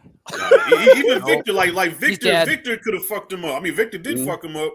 Yeah, and I don't know. I guess somehow he got that Creed strength. Rocky he was able power, to that Rocky power. He's able to take Victor down or whatever. And the way boxing works, Dame probably had some fights between things. They even said, I think they said his number of how many wins he had. He had more than one win at that point. He fought some other dudes and still won. Like, he's really? experienced. I didn't notice that. Yeah, I think they said 3-0 or something. And I'm like, so he's won other fights? I'm like, where were these fights at? I'm like, exactly. That's why I took away from that montage for me too. That montage supposed to mean everything to me, son. That give me a reason to fight. But when I was like, I'm not behind you 100%, Adonis. No. I don't know if the writers intended it that way, but I was like, I don't know, man. I'm not. So Q, when you was watching the fight, so you wasn't rooting for Donnie. You was Team Dame at this point. By the time they fought, kind of, bro. Kind of a little bit. You know what I'm saying? To be honest with you, I like Creed. Yeah. I mean, I'm definitely for him in the first movie and the second movie. Right. But I'm missing that heart for what we really fighting for here. Are you fighting to protect your name, or are you just mad at this dude? You know what I'm saying? Because he won. If that's the case, or you about money, then that's the case. That makes it ain't no heart in it. You're like kind of a whole ass dude for that. You know what I'm saying? It makes the montage not as special, like Rocky IV or some shit. You like you gotta get he killed him, he killed Creed, he killed your daddy. Yeah. Let's go. You know what I'm saying? What would have been better if Adonis lost? Yeah. Then it sets up Creed 4. Yeah. Okay, so give it an Empire Strikes Back type ending. Yes. Well, yes, it would have. Yes. Okay. And honestly, don't make him such a bad guy, Dame. Don't make him the super bad guy. Make it kind of great, or make him even a little evil, not as evil he was here, and he wins. And then you gotta bring it back and forth. Box office gold, son. Yes. $250 million opening. And you guarantee the next movie. You guarantee everyone will see it. Then, honestly, you bring Sylvester Stallone back. That's yes. We need Rocky. Yes. We need Rocky. Like I said, the one time I really missed Rocky in this movie was the training montage. Like we needed Rocky in there, man. And this motherfucker pulling planes. Come on now. And honest, also to Q's point about how Dame ain't that bad. Honestly, aside from when he calls him a coward, Dame never tells a lie about Donnie. Everything he says about Donnie is true. He left him hanging. Donnie's all about the money.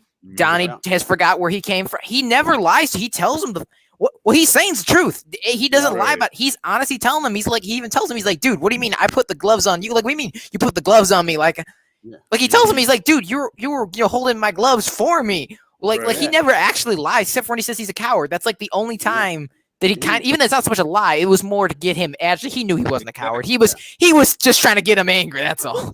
He said he can run. He's like, yes. Yes, I didn't hate Creed. I love Michael B. Jordan though, but like his character motivations, how they wrote him a little bit could have been written better. That's my only grace. I still really like the movie though. I do. I was and its mother, when she was dying of a stroke, all organs were failing. Her face was glowing. She was talking very well, and then she just gets Alzheimer's all of a sudden. I didn't quite. That was weird. That was weird to me. She went from a stroke to dementia. I'm not sure that's how it's stroke. I mean, even though it was still an emotional scene, but I've seen people with strokes before. That's not how a stroke works. But I just suspended disbelief and say, you know what, fuck it. It's still an emotional scene. I'm watching Claire Huxtable die in front of my eyes, and I don't like it. So that's what it looked like. It looked like it looked like Claire Huxtable coming in the Cosby Show to make soup. She was fine, bro. And then, she had a stroke when Cosby went to jail. That's what it was. Too soon. I'm sorry, I gotta say this. But then Dame found Cosby in jail, and that's how he practiced. He was like, all right, boy. All right, you gotta make sure that you throw the left hook one, then the two. The hook is gonna be you hit me in the ribs and the body shot. The bubble. Oh my goodness, yeah. Man, y'all going in right now, man. I couldn't resist. I couldn't resist. As a bias, growing up in Compton, it was so cool to see the film be LA based. You know, when he ran to the top of the hill and roared, and you seen a Hollywood sign, that was dope. Yeah, they fought where the Lakers play at, and they fought where the Dodgers play at. I thought that was kind of dope. I did. Yeah. There's a lot of dope stuff about this movie. Yeah, it's a whole lot of dope stuff about. Even I was talking shit about the slow mo sometimes in the fight, but that second fight, I felt every last punch, even some in the third and in the first ones. I like they did. They did great. He did a great job. The first time I saw that punch where he hit him in the body and the sweat jumped off his back. Damn. Dropped his ass and everything. That was a good hit though. He got that hit good. You could. I was like, I'm not lying. Again, I was looking there in the movie. I was like, I know Creed got hit, but I was like, damn, that was a good shot. I was like, okay, that's a shot, man. He would have been dead, bro. Not many. He would have not gotten up on 8. He would not. He would have been like. Yeah, not many people. What the fuck am I doing? Look. Yeah, but if you notice in all these Creed movies, only time Donnie gets up is when Bianca tells him to get up. Yep. Because remember the same thing happened in Creed 2 when Victor dropped him and she was like, "Get up, D," and he just like, and he jumps up. Same thing here, like because that punch should have been the end of the fight. Yeah. Like 90% of boxes, you get hit like that, you like. I don't know what the fuck you're counting for. I'll help you out. 10, man. It's like I ain't gonna lie. Like, okay, in Creed 2, I honestly think he would have gone down with those body shots. But I can see how you could take that punishment and kind of just get yourself like this and throw hit. There's no way a man gets a hit like that where your spleen, your liver, all that shit is. Hits you that hard, folds you drop, and you get up on not. No, he was. That's he was out. But that's the power of the woman. She said, "Get up, D." He got a woman there. He's like, "Yo, Godzilla can knock his ass down. Get up, D." You know. I mean, again, Tessa Thompson told me get up. I'd be like, all right, watch this. Tessa Thompson can come to my funeral and I'm dead, and she whispers, "Get up, T." I'm like this. I get up like Dracula. What did he say? I'll be like Michael Jackson. Wait.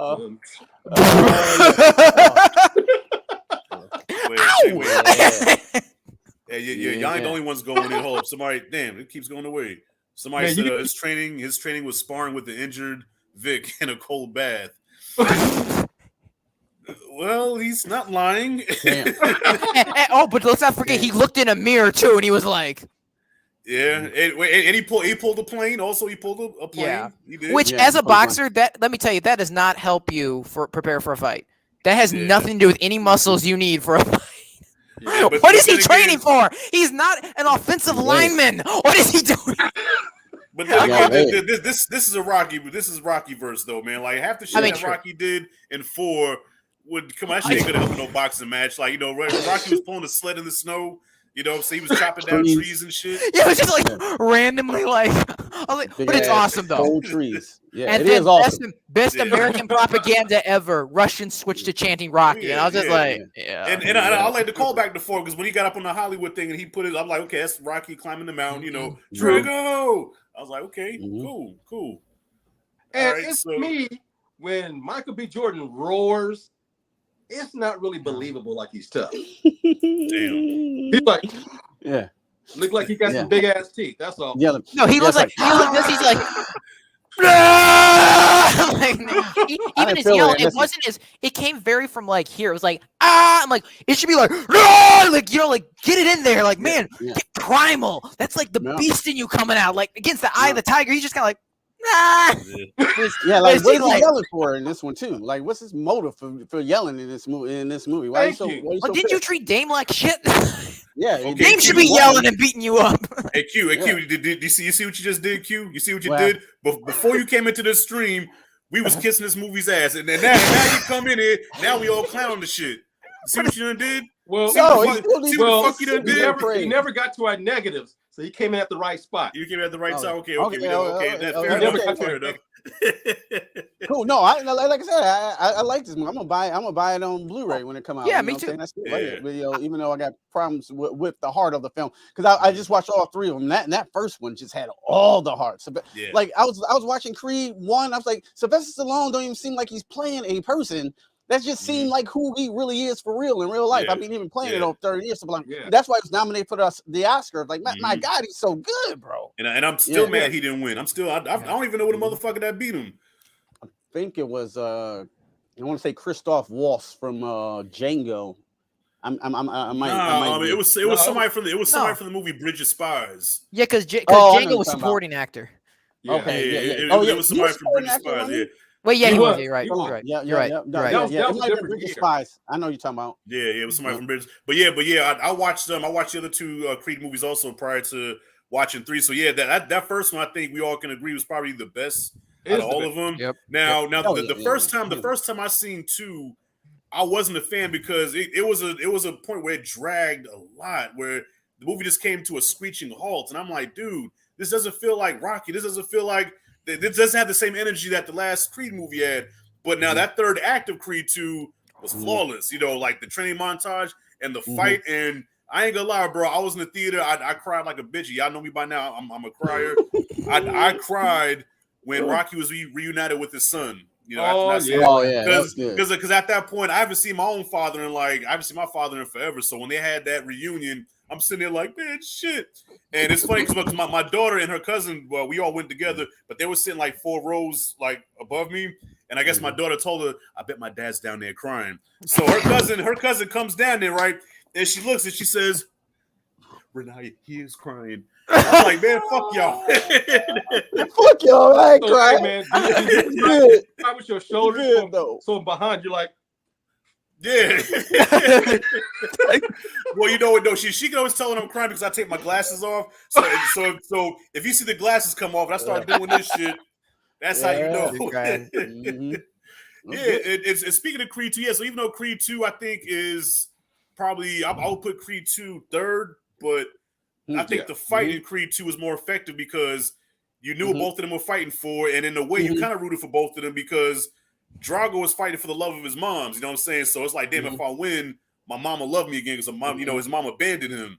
And then I love that moment where after the fight was over, I'm like, damn, I was happy to see Donnie win, but I feel bad for Drago though, man. I felt really bad for Drago. His mama just left him like that. His mama left him, and for Big Drago, who is cold as ice, he's just like this stone cold, no emotion. So when he had that moment where he hugged him, he's like, it's okay, it's okay. And I'm like, damn, that was really good. That was really good. I never felt that here in Creed 3, and I still put Creed 3 over 2, like you said. As a whole. But I think Creed 2 definitely had better moments. But Creed 3 just as a film overall, I think just worked better. I still stand by 8 out of 10. It's still boxing, but 3 is the best acting across the board besides 1. 1 was just flawless, man. Well, 1 was lightning in a bottle, man. 1, because honestly, I was nervous about the first Creed because being I'm such a big fan of Rocky, my expectations are like this. So it's like, dude, if you come with anything short of what these Rocky movies brought, I'm gonna be pissed off. And it delivered. Yeah, delivered in spades. Well, because I was surprised. After Rocky Balboa, I did not want to see Rock in the ring no more. Yeah, facts. So this prolonged his career. It was the perfect transition. And man, I love Creed, man. It's not quite Rocky, but it's right there. You know what I mean? Yeah, it's close. Yeah. But for me, I would say Rocky is the best movie. This is for me though. Rocky Balboa, then Creed. Those are the top. Like even it's nice Creed beats Rocky Balboa. Like just those 3 are like I feel like that's where they got the most heart in those movies. Like I like those a lot. They're really good. You know, this may be a hot take. I know Rocky Balboa gets a lot of praise, but after rewatching Rocky Balboa, that's a very depressing fucking film. Right. Like, okay, because I got my son to the Rocky movies, right? I showed him 1 through 5. I even showed him 5, which he likes 5. But I I won't show him Balboa because Balboa is like depressing, man. Everybody's the whole dead. Movie, yeah, he's everybody's dead. The whole movie, he's mourning, going back in the past, and then he gets into the ring with Antonio Tarver, who's a good fighter but terrible actor, in the most horrible choreographed boxing match I've ever seen. Fair. I did like, dude, Rocky he can't even bend his arm right. He's swinging like he's throwing old man punches. Can't turn his neck. He can't turn his neck. So when he like gets Batman. When he gets hit, it's like. So yeah, man. Batman Begins ass neck ass motherfucker. Yeah, I put Rocky Balboa almost on the bottom, man. Like I get that. Out of all 9 movies, I love Rocky 1, 2, and 3. Then I jump over to Creed 1, 2, and 3. Okay. Because 4, I know everybody loves 4, but Rocky 4 is so weird because it didn't have the Rocky music in there, and this Russian would have killed him. And then got all these Russians chanting Rocky. It's American propaganda. It's American propaganda for the Cold. It was Reagan. Reagan was president. Got an American flag on him. Yeah. If I could change. You can change. Yeah. Everybody can change. Yeah, it's bad, Cordy. Like, before I watched Creed 3, I've shown my brother he's my younger brother. I show him all the movies. And when that one guy who's in government comes down to Drago and Drago grabs him and throws him, my brother's like, they would have shot Drago. And I was like, you're right, man. They would have killed him. How dare you touch someone in our like Williams? Like, and he was also saying, he's like, if they were chanting his name, they would have locked the doors afterwards and shot everyone in that building. So it was come a machine gun, just like, I don't want to hear that out of Russia again. I don't ever want to hear. Yeah, 4 is like a guilty pleasure because 4 is corny as shit. I will never defend that movie with like anybody that has any criticisms. I will not defend it, but I love watching 4, man.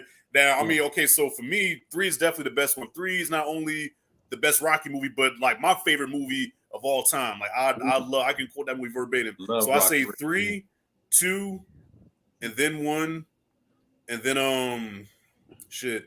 Creed. I would say Creed, first Creed.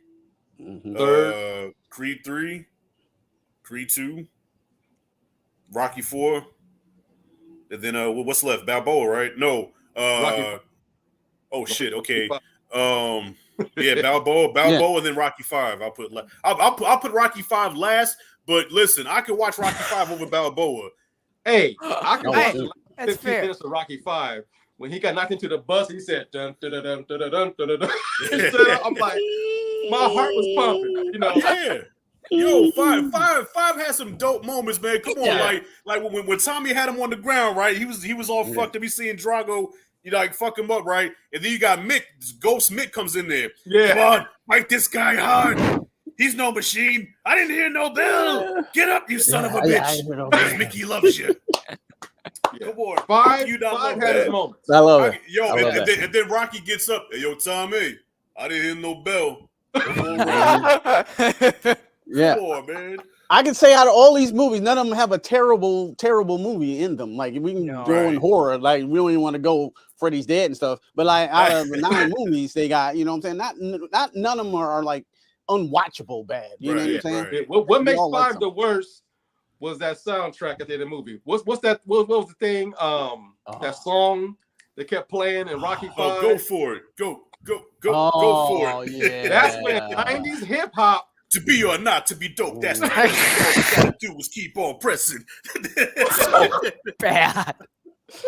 There was no glow. Who did that? Melly Mel? What the hell? Man, that was like Melly Mel / MC Hammer, man. I don't know. MC. Yeah. Hey, yo, but to keep it real, all-time low. I'm like, but keep it real though. Curtis Blow had a fire one from You Got the Glow. When you got the glow, you go the glow, the flow. What? To reach down up a level. Like that shit fire. Nah, facts. Yeah. Yo, no, I mean to me, I think why people hate 5 is the fact that, you know, for the previous Rocky movies, you see him start from the bottom and then he becomes champion. You know, that's the American story, right? And then he loses everything.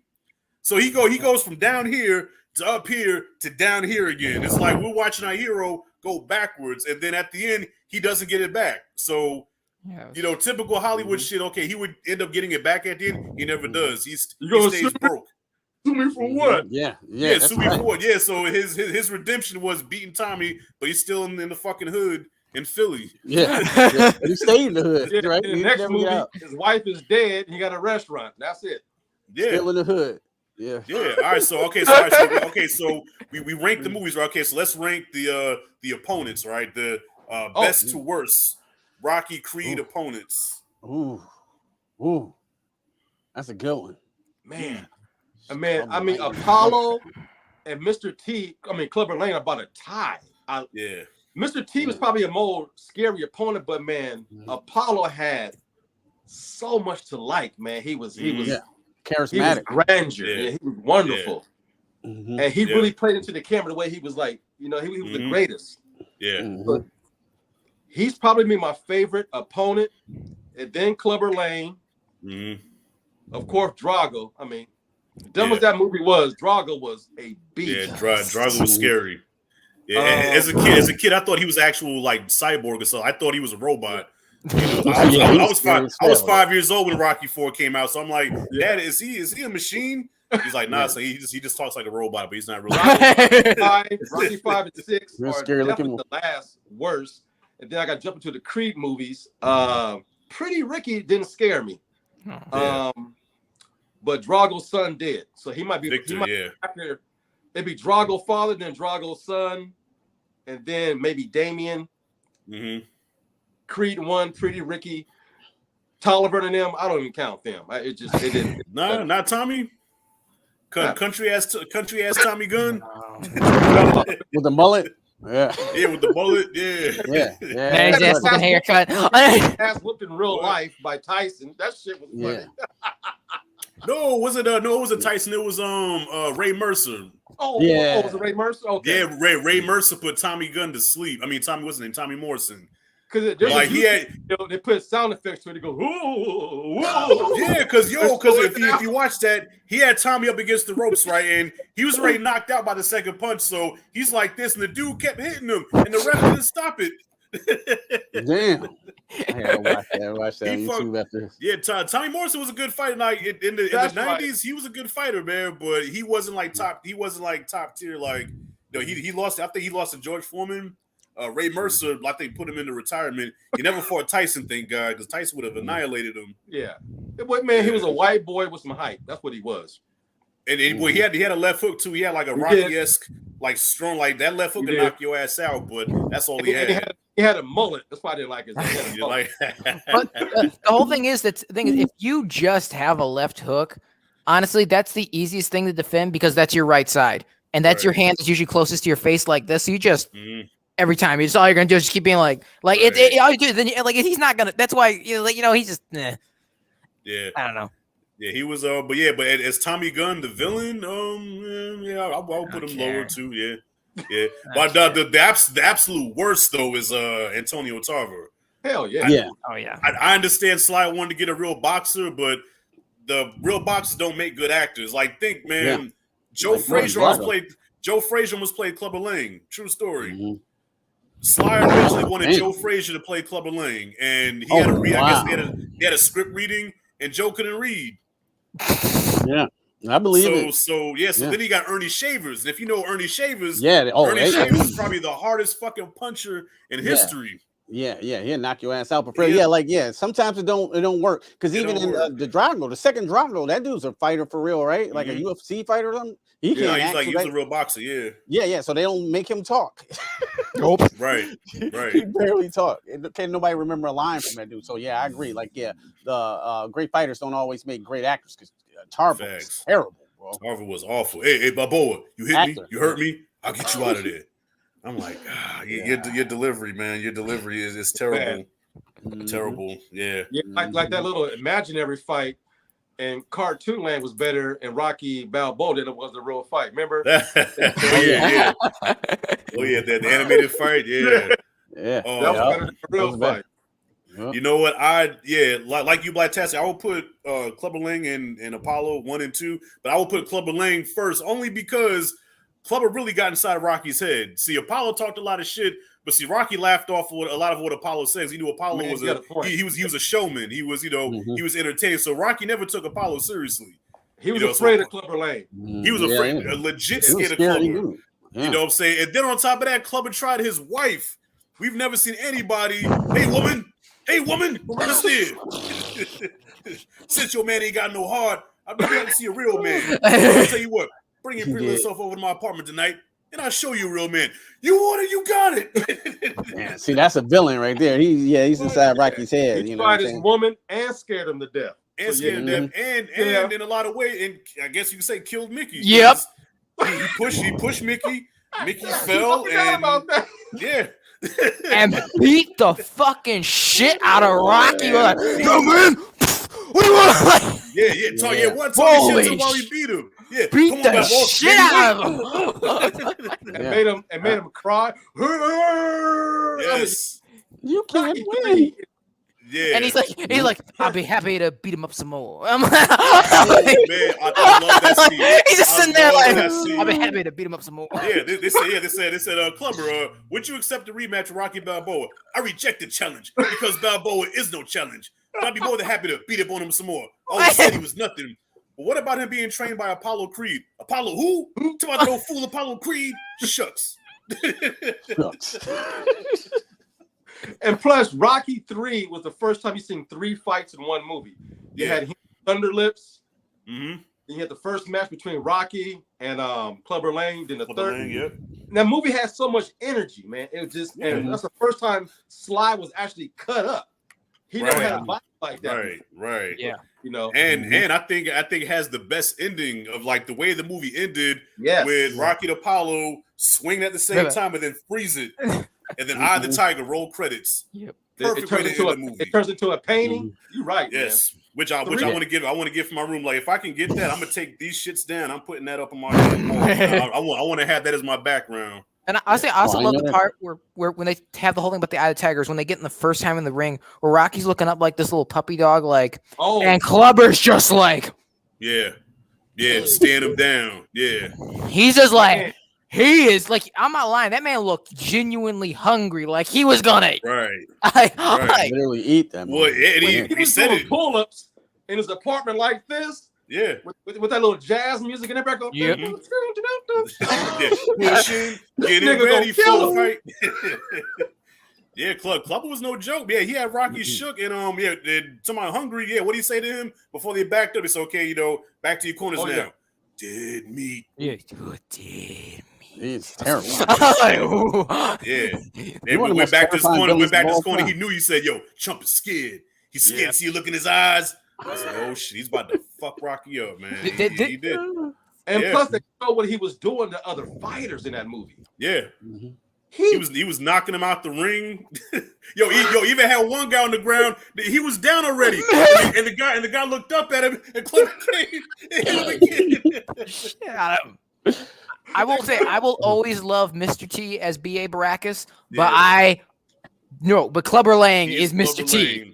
That is Mr. T. The one man that shut Apollo up, where Apollo wanted no parts of him. Like when he talked shit to Apollo just looked at him and walked away. And then the second time you saw him, hey boy, after I crucify him, you next. just stare at my face, chump. Don't turn your back on me, sucker. Yes. He was like Debo. Like I've been talking again. That's some of the best punches. One of my favorite scenes when Rocky hit him 3 times across the ring. Boof. Oh yeah. Like they was sliding, like they was gliding across the ring. Yeah. And he's like. I also love the part where Rocky he's taunting him. He's taking his hands and going, like, I'm like, oh, it's just disrespectful. Yeah. So, bro, I gotta put Clubber Lang number 1. I would definitely put Apollo number 2. You know what I'm saying? Because Apollo was that nigga, man. And then I would say Drago just because of his presence he was the most menacing. You know what I'm saying? I gotta put Drago in there. Then Victor, Damien, Pretty Ricky. I got love for Tommy. I gotta put Tommy in there. Gotta put Tommy Gunn in there, and then then Antonio Tarver would be dead last. Nice. Did I miss anybody? No, not in the Rockies. No, not in the Rocky. Oh, well, it was special honorable mention too. Even though he was technically not a Rocky opponent, Rocky didn't fight him. But your boy from 5, the guy that was like Don King, I love that dude, man. Rocky Balboa. There's a man out here wishing to speak with you, Rocky Balboa. Oh yeah, oh the Don King guy. Yeah, okay, yeah. Touch me and I'll sue you. Touch me, I sue you. He was the guy that ate the heart and Jason. And Jason goes 9. to hell. Yeah. Jason goes to hell. Yeah. I love the scene. I love the scene where he's in the limo with the with his fighter, right? So remember, Rocky was supposed to fight a dude named Union Kane in part 5, right? But Rocky retired. So remember, they were in the limo, and your boy was frustrated because he couldn't get Rocky to fight. Like, man, I don't know what I'm gonna do, man. None of these bums think straight. So your boy's told him like, hey, I'll fight Balboa anytime. All right, son. I'm good as Balboa. Hey, I own the paper on you, boy. You fight who I tell you, when I tell you, and how I tell you. Don't know these bums think straight. Damn. So yeah, you gotta give Duke an honorable mention, man. He was good, man. He was good. All right. I'm sorry, go ahead, Q. Yeah, I got a quick question. This is a weird question. So I don't know if you guys already talked about it. Since Sylvester Stallone is not involved in this movie because his beef with the producer, what's his name, Winkler or whatever? Yeah. He want the Rocky franchise, but I guess he somehow got the rights to Rocky franchise and the studio owns it. So Stallone doesn't own it. And I don't know how exactly I guess you don't really own your property when a distributor gets a hold of it, right? Well, what happened, Sylvester Stallone wrote the script for Rocky 1. Winkler put up all the money for that film. So therefore he owns the right of the film and the studio rights. Rocky just wrote it. Well, Sylvester Stallone just wrote it. So as a courtesy, he let him direct other movies, but Winkler owned everything because he always put up the money. So the producer owns the right of the movie. So he just feels, look, I'm Rocky. I am Rocky. I made Rocky. Courtesy, should let me have it. He's like, no, no, I'm not. Yeah. Even though he got paid a shit ton of money, but it's like, it's still, he has no ownership of it though. And that's his whole thing. It's like, look, I appreciate the fact that I got paid very good from this franchise, but I feel like I should have some of that to pass on to my kids. You know what I'm saying? Like, your kids are eating off of my work. Why can't my kids eat off of it? You know? Yeah. But that's a tough pickle, I guess, right? You know what I'm saying? Because he put up the money, but he is Rocky. You know, he made the friend. It wasn't for him, and there'll be no Rocky franchise. Now, I know I've seen a lot of people. I know some friends that won't even go see the movie because of that ordeal that what they did, what the producer did to Sylvester Stallone. And I think you had a thing like the other thing from Hulu when the Tyson thing when they made the movie about Tyson, and you wouldn't watch it because you said Tyson had no involvement in it. Hulu just kind of took his life rights and just made a movie. I feel like a traitor now, because I boycotted Tyson, but I went to go see Creed. I saw Q, I saw that shit 3 times in 1 week, bro. Is it the same type thing or is it different? Because I don't know. It's just Tyson like didn't get paid. Just like in music, like Michael Jackson bought the rights to the Beatles, catalog. He also owns some other people, so. If you don't go to the producer and buy the masters, you don't own it. That's why Prince did what he did years ago, took his name off of everything and the symbol. And only nowadays, rappers and people got smart. The writer, Jay-Z. Usually the writer gets all the credit, but Sylvester Stallone only wrote Rocky 1, then some of the other ones, but he never owned the rights. Sold his rights. When Homeboy said, okay, I'll buy it from you and we'll make your movie. That's what happened. And so at the time, I don't think Sly was even thinking about rights, and because I'm pretty sure he had no idea it was going to become what it became. So I think his whole mindset was for me to sell the script to you, I also have to act in it. So his main thing is I have to be in this movie. That's the only one I'm going to give it to. But he never thought about owning the shit, and so he signed a bad deal. And now when he tries to renege on the deal, it's like where it is. It's right there in the contract. It is what it is. Sign your life away. And he said he will never be a part of those movies as long as he's got something to do with them. He ain't giving those rights up now. How hot Creed is right now, and Michael B. Jordan talking to make a universe of all time. So it's a blessing and a curse because now, of course, Irwin Winkler's thinking, well, shit, we can do this without Sly. We don't need Rocky. We got Creed now, so fuck this guy. But to the fans, that's gonna suck because, like y'all, man, like everybody else. I want to see Rocky one more. If they do one more Creed movie, you got to have Rocky in there, man. Like the it's got to come full circle. You know what I mean? They have to, they have to go. Yeah. They did mention Rocky in here, if I remember, a couple times. Right? I mean, y'all can probably re-jog my memory, but like, it wasn't never a picture of him on the wall like Creed 1. You know, like the coldest line. The coldest line in Creed 1 when Drago was like, nice pictures. It's like, damn, they just killed this dude. He's like, he hold the shot of his life. But it's got to be a picture of Rocky somewhere. They got to pay respect. But they did kind of do the passing of the torch in 2 when he was sitting in his chair, and then you see the back of the hat kind of. That was like kind of the passing of the torch thing. But they got to wrap Rocky's story up some type of way. But they can't use Rocky without Sylvester Stallone consent, right? I mean, they own the character. I don't know how that works. It's weird. It's a weird deal. The whole Hollywood business thing is it's a weird business, bro. Like, because I think he was even working on a Rocky 7 script, which I don't know what the fuck he was gonna do. Because I think Rocky Balboa wrapped up the story nicely, you know, with a bow on top. So he was working on a Rocky 7. Because if you follow him on Instagram, he had like the notes and stuff that he took, the treatment or whatever. But he said, as long as your boy's in charge, he ain't working with him. It's kind of like Indiana Jones. Like, basically, Disney owns the Indiana Jones franchise. George Lucas owns the rights to the movies, but Paramount owns the right to the character Indiana Jones. So unless all three say it's okay, that's why Indiana Jones 5 was in hell forever, because no one would agree on. We're all gonna just say it's okay. So it has to be you now. Okay, so everybody's gotta say it's okay. If 2 of them said yes and 1 said no, it ain't gonna happen. Yep. Like the Hulk situation as well. Yeah. Spider-Man 2 and Spider-Man's the one that's getting a lot of issues lately. Well, hopefully they can work something out, man. Because Urban Winkler's an old man, so hopefully, you know, because usually when you're old, you're close to death, you try to start doing right by people. So hopefully they can work something out, man. You know, give Sly, even if you want to give him a percentage of it, like give him like maybe, you know, 30%. I don't know. I mean, that's probably still a big number or something. He did mention in the interview he will work with his sons to be in the movie. But other than that, he won't work with the father. So if he dies in the next year, then he might be in the next Rocky movie. Well, don't be surprised Sly put a hit out on his ass, man. Hey, yo, told you I want to be in my movies. Have fucking Luca Brasi go see it, man. Godfather style. Wake up with a horse in your bed and shit. Sly will never get that part.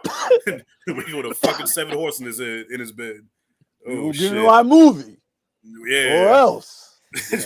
Yo, come on, I'm the one that wrote the character. You know what I mean? How you gonna do that without me?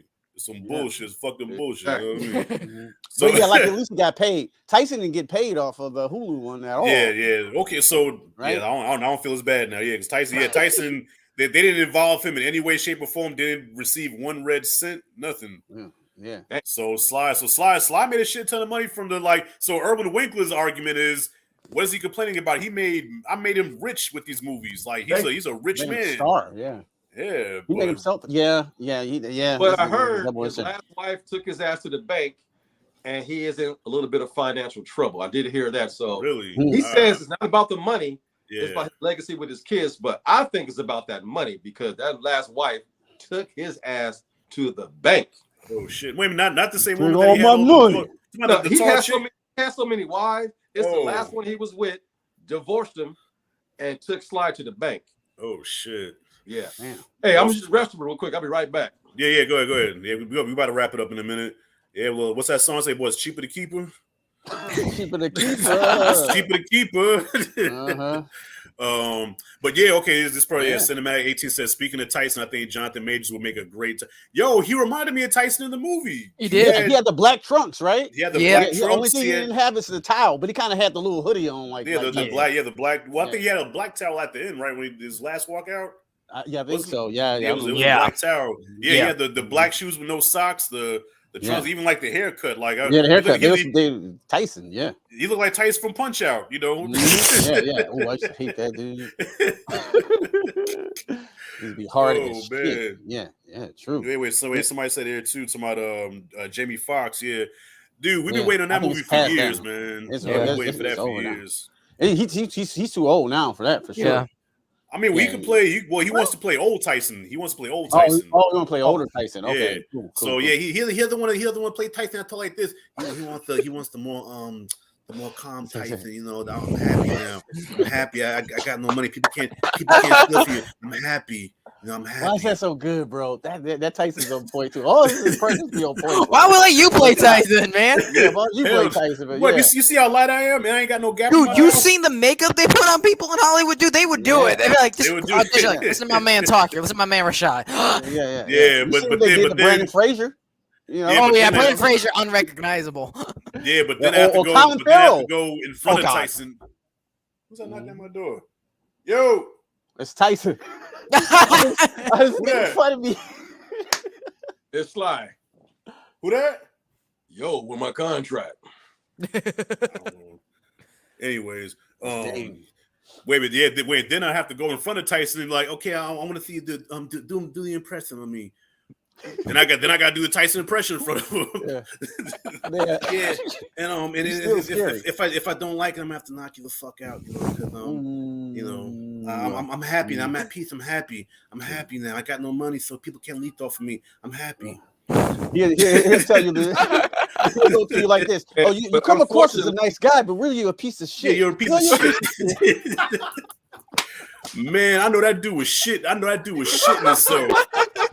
That's my favorite interview of all time, bro. Hell yeah. Yo, shout out to the interview for keeping his composure, man. I've been shitting myself. He was scared as shit. Yeah. Because every time we try to ask for a question, he was like, no. He was like, no, fuck you. What you gonna do about it, huh? I met the man. Yeah, I met the man. Ain't nothing to do about it. Wait, so then it cuts off this, so you hear him off camera. He's like, okay, so I guess we're gonna end the interview there. Fuck you. Fuck you. All right, it's a commercial. Here's the reporter's face. But how do you feel that Sly said, I would never watch Creed 3? You think he's serious? Or he might sneak and watch it and say nothing? He's not. I don't think he's serious. Yeah, I think he's gonna watch hurt. it. He's hurt. You think? I don't know, because I think he's pretty hurt by that. I don't think he'll watch it. I think he's hurt by that, man. I feel like he's hurt, but I feel like he even said he always says he really loves Michael B. Jordan. I feel like if Michael came by and was like, Sly, I tell you what, we ain't gonna tell anyone. You're gonna come to my house. We're gonna have a private screening. He's all Michael B. Jordan by. He's like, and we're gonna have a screening, and ain't no one else gonna know about it. He'd probably be like, okay, but you never telling anyone that I watched Creed 3. He's like, Sly's right. He'd be like, see what you should have did. You should have put this part. He'd be like, see right there, that training sequence. That's what I'd be. But fuck me. I'm just Sylvester. I invented the fucking character. Fuck me. But I tell you what, do not trust Sly to recut a movie, because he tried to recut Rocky IV, that director's cut. He butchered that shit, man. He butchered. I said, no, Sly. What did you do? An editor. Yeah. He forgot, because I actually went to see that at my local AMC. They had a special screening for it, and I was like, "What the fuck did Sly do?" First of all, he removed the robot. Okay, the robot, as corny as it was, that robot and Rocky IV go together like peanut butter and jelly. You have to have the robot in there. It's and just the way they recut the training montage was all like offbeat. And then the fight itself was like, God damn, Sly, what did you do? And then he gave Drago more lines. I'm like, part of the menace of Ivan Drago was what he didn't say. He just sat there and just looked. But this time around, he had like way more lines in the movie. So when right before you fought Apollo, when they asked him, like, okay, how does it feel to be in the ring with the former champ? In the original cut, he just sits there. The man's tongue didn't come through customs, And this one, he's like, I did not come here to lose. Apollo Creed is a great champion. I'm like, no. No, don't speak. Lance said that George Foreman movie come out. Huh? A George Foreman movie come out. I seen the preview for that. Yeah, that's my that brother. Shit looks whack, bro. That shit looks whack. Yeah, that actor looks whack. Yeah. I'm like, that's the best they could do with George. Yeah. Come on, man. And they showed that dude's on Atlanta. They showed the whole movie. In the trailer. Oh yeah, you mean that trailer? Oh wait, yeah, they play. Oh, that thing. Oh my god. Oh no, is that a Hulu movie or is that coming out in theaters? Theaters. That's gonna get theatrical. Fucking release. Yeah. Ooh, ouch. Yeah. No. Yeah. He's like, but preaching won't pay the bills. I'm like, yeah, I'm gonna skip that one. Wait, come to think about it before I wrap it up. I just thought about this too. Another movie that this movie Creed 3 reminded me of was Warrior. Yeah, you seen the movie Warrior with Tom Hardy and Joel Edgerton? Yeah, so the whole thing was Tommy was what's his name, Damien, just the white version of him. Yep, but that's how they should have did it. They should have played it like Warrior here instead of they just flip him and turn him to some type of evil. Right, like I said, mustache twirling villain. Yeah. Because both of those guys weren't, you know what I'm saying? They weren't villains necessarily. You know what I'm saying? They were kind of in the gray area. One was good, better than the other, but like he wasn't, they didn't turn him into Darth Vader. I mean, Jonathan Major played it well, though. You know what I'm saying? He played the shit out of it. He had way more to do here than he did Ant-Man. You know what I'm saying? Like he was written way better. You know what I'm saying? So, a good point, because in the first couple of Rockies, he was fighting an opponent. Then they became villains. And this movie, Creed 3, he was an opponent that became a villain. Facts. Good observation, man. Yeah, because in Warrior, they had Tommy. What's the name? Tom Hardy had his villainous kind of moments, but at no point did you see him as a villain. You know what I'm saying? He did a couple of asshole moves, like when he snapped on Nick Nolte and threw the cup of coins in his face. That shit broke my heart. And y'all laughing. Hey, y'all fucked up. That shit was funny though. I'm sorry, man. Nick Nolte's trying to play it all that guy. I try my best. Hey, y'all laughing at this shit. I can't even look into the camera. Y'all dead ass wrong for that. That was a heartbreaking scene, man. He took that whole coin through it, and Nick Nolte, like, he wanted to cry. He was humiliated, embarrassed, sad, and angry all at the same time. Oh, you got me. Tommy. Tommy, I'm a drunk. I love you. Oh God, y'all wrong for that, man.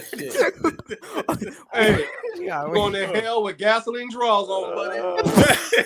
He tossed the bitches up like a pinata though. He hit the bitches like, pow! Like Sonic hitting the fucking bad guy, son. Oh man, and that was fucked up too. He drove the man to drink. Remember, he was a recovering alcoholic. And after that scene, he got fucked up after that, man. Yeah, fucked up. Hair all fucked up. His fucking mugshot picture. After that, third act. Mugshot Nick Nolte, third act. Let's go. Oh gosh. Bro, you think after we went off on the Bill Cosby tangent, we weren't capable of this? No, you thought Nolte want to go get it? Yeah, y'all got no mercy on Nolte. Oh shit!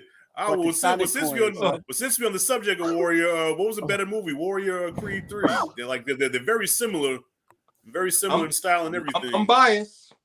Okay, I hear you. I go with the blacks. You know me. Okay. I hear you. Ooh, I'm gonna be honest. I can't relate to Warrior, but I can relate to this because of obvious reasons. Right. Yep. Yeah, me too. So that's a personal bias. Yeah. That's personal. I want to say I want to agree with Blacktastic 100%. I can relate to this story. Going to jail sucks even for like 2 minutes. So you know what I'm saying? For like the bid he had to do, I don't know, what was like 10, 20 years or something.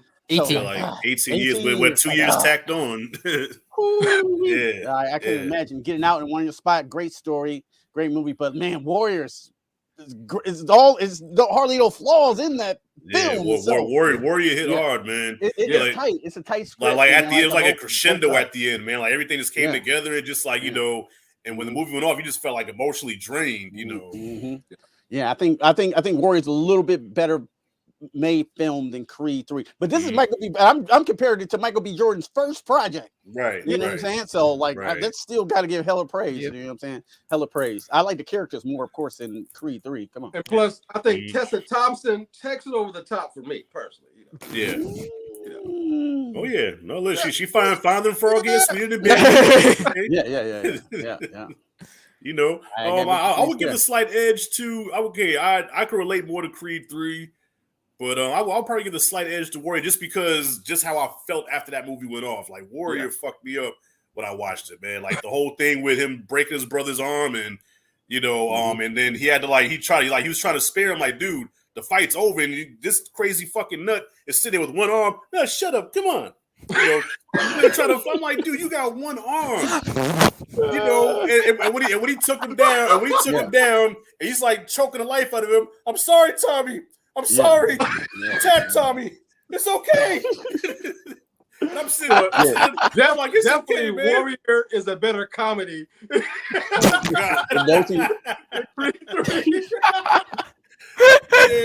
You know what? Y'all laugh at the wrong shit. You made the shit funny. God. I agree with Q because Warrior might be a better crafted film. Yeah. But Creed 3 is more relatable for me. So I have a little bit more of this in there. So I agree. Yeah. I agree. Mhm. Yeah. Well, Rodney, what about you, man? You're awfully quiet, bro. But I'm enjoying the banter. This is hilarious. No, but no, I am the young one. I am the young one getting the information. No, but I seen your ass down there laughing when I talk about Nick Nolte taking that coins to the face. Funny, man. All right. So, the way you said it out of context, it made it funny. Okay, it was not funny in the movie, but oh god. You know what? I'm sorry, man. I'm sorry. To put in perspective, I saw Scream 6 today, and I'm not gonna lie, that movie had moments where I in the theater just went. Never mind. I was like, never mind. No, I'm sorry, guys. I'm sorry. I see that. Yeah, Creed. Scream 6, good movie, but Ghostface is a terrible slasher. The entire third act was so convoluted. That was just fucking just. They always are. Huh? Yeah. They're getting dumber. They're getting dumber. I'm just trying to understand how you could stab somebody 50 fucking times, right? 50 times stabbing them, motherfuckers, and then lives. Mm-hmm. Like how did I got Q? I know you haven't seen it, so I'm not gonna spoil it, but just it happens in every movie. I know. Yeah, but the motherfucker gets stabbed like repeatedly. You didn't see it either? No, man. Okay, no, that's what I'm saying. No. Somebody gets stabbed repeatedly and they lived. And I'm also people will be like the worst slasher. Like, and this is not a spoiler because this was in the trailer, but like I think it's Courtney Cox's character knows Ghostface is behind the door, and she empties her whole gun and then walks directly up to the door. I'm like, stand against the back of the wall and be like, "Coming in, motherfucker! Come on, come on! There's only one way in. Let's go." When you walk in here, one thing's gonna happen. It's like don't waste your bullets tying them like. Right. And at this point. That made me laugh. I guess Courtney Cox's character now is dating a black guy in this movie. She got her brother. Yeah, she down with the swirl. Yeah, she down with the swirl. So I'm like, okay. Long dick style. Long dick. That had nothing to do with it. Oh my goodness. I'm down with the BBC. Yeah, you know me. You know what? Okay, Q, I know you drinking. I'll tell you, you two motherfuckers must have sipped something. Blacktastic, what's in that cup, bro? What's in that cup, man? I tell you what it's in. You'll never find. Hey, don't worry about what's in my cup. It's my cup. Hey, I'm telling the truth. Okay, enough said. Mm-hmm. Oh man, but I did like Scream 6. I thought I dug the movie. I dug the whole New York thing. There was even a reference to Jason Takes Manhattan in there. Oh yeah. So I dug the movie. Just Ghostface as I feel like I could whoop Ghostface. Yeah, the whole thing about a slasher is you're scared. Like, damn, this dude he's gonna get me. If Ghostface is coming at me, I don't care. I'm gonna fuck Ghostface up. Ghostface Every version of him. When he comes in like this, you just you take the knife, take out his hand. I'm like, and guess who has the knife now, Mr. Ghostface? It does not work like that in the real world. Listen, I wish Billy and Stu would have walked up on me. I would have fucked both of them up at the same time, man. Ghostface and what's his name and Michael Myers. Neither one of them have ever scared me. I'm like, both y'all are slow ass motherfuckers that I could, with no coordination, that I could just like. Michael Myers. I don't know about Mike now. Mike he's so slow. Yeah, but if he gets a hold of your ass, he can also drive a car. Okay, and he can drive. That's true. That's true. Yeah, that is true. I'm saying, but if Mike gets a hold of you, Mike will fuck then you you're up. See, Billy and Stu, like, come on, man, Stu, come on. They don't have superhuman strength. They're teenagers. Yeah, they're teenagers. And what's his face from Warrior with his broken arm could beat Ghostface with the one arm. He can be like, all right, let's go. Come on, Ghostface. Yeah. And Michael Myers, sometimes in Nev Campbell, right? He's like quiet and bitch. It's better than the latest Halloween where it was like that fucking kid or whatever became Michael Myers, and I was just like, I actually like that one. I thought as a Halloween movie it sucked. Yes, as a Halloween movie it did suck, but I like movies like that where a character goes through a transformation slowly throughout the whole movie. You know what I'm saying? So that like seeing aspect Michael Myers get beat up by a teenage boy in the sewer. In the sewer. Then he get his ass whooped by the band camp. They were literal band camp. They beat the shit out of him. They ain't even like football bros or anything. They just they're a fucking choir group with their fucking ass trombones in there. And then you go goddamn Michael Myers and take his bath. I'm like, the fuck? I've been here for 20 years, right? 20-something years been watching this shit. I ain't never seen Michael Myers get beat up by a little boy. I was kind of. I know he's supposed to be older, decrepit. Like, I was about to say, man, Mike, he's like 70 years old, man. That dude got a bad hip and everything. But in the beginning, that one kid falls off the staircase, and the kid just fucking explodes. That was hilarious. Hey, bro, that is not how this works. That is not how that works. Just like, I like the metaphor of the film, like what Michael did to that town turned everybody evil. I thought that was a dope metaphor. To turn evil into that boy. Mm-hmm. Yeah. It was poorly written. But I like what they was going for. And I do like in the end when they put him through like the wood chipper or whatever. I love that. I love that. That was like a beat grinder or something, right? Yeah, that was like all right. It didn't fit the tone of the other movies, like, you know, because with the trilogy, you know, it starts here, then it leads up to this grand finale. But this grand finale didn't fit into what the other two movies were trying to set up. You know what I mean? So yeah, you ever seen those hippos eat watermelons? You know, it's like having a Michael Myers in that fucking thing. Oh shit, that's a damn shit. Hey, shit. All right, Michael Myers. He ain't coming back after this. Listen, as soon as he put him through there, I heard Arnold Schwarzenegger's voice in my head, like, "Yeah, you dropped the 6 of us in the meat grinder." Predator, I was like, I said he ain't coming back. He's done. No, he's done. It's over.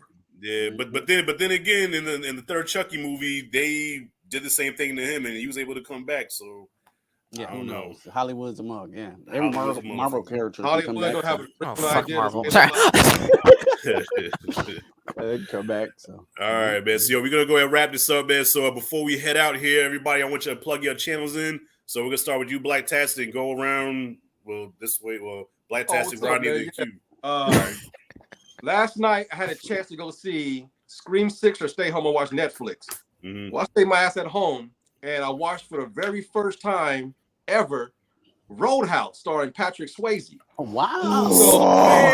Patrick Swayze. So before I came on, I did my recording. So after this video is over, I'll drop it, and you get my review of Roadhouse. You've never seen Roadhouse? Oh man, dog. Yeah, I just couldn't believe it. I'm like, this little skinny motherfucker. But man, that movie's dope. That movie's dope. Man, that was that movie. Patrick Swayze, man, is the man. And Kelly Lynch.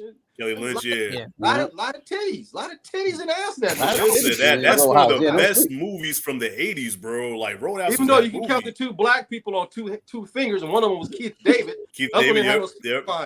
Oh, he was the go-to black guy back then. Well, him and Glover was too. Glover was in a lot.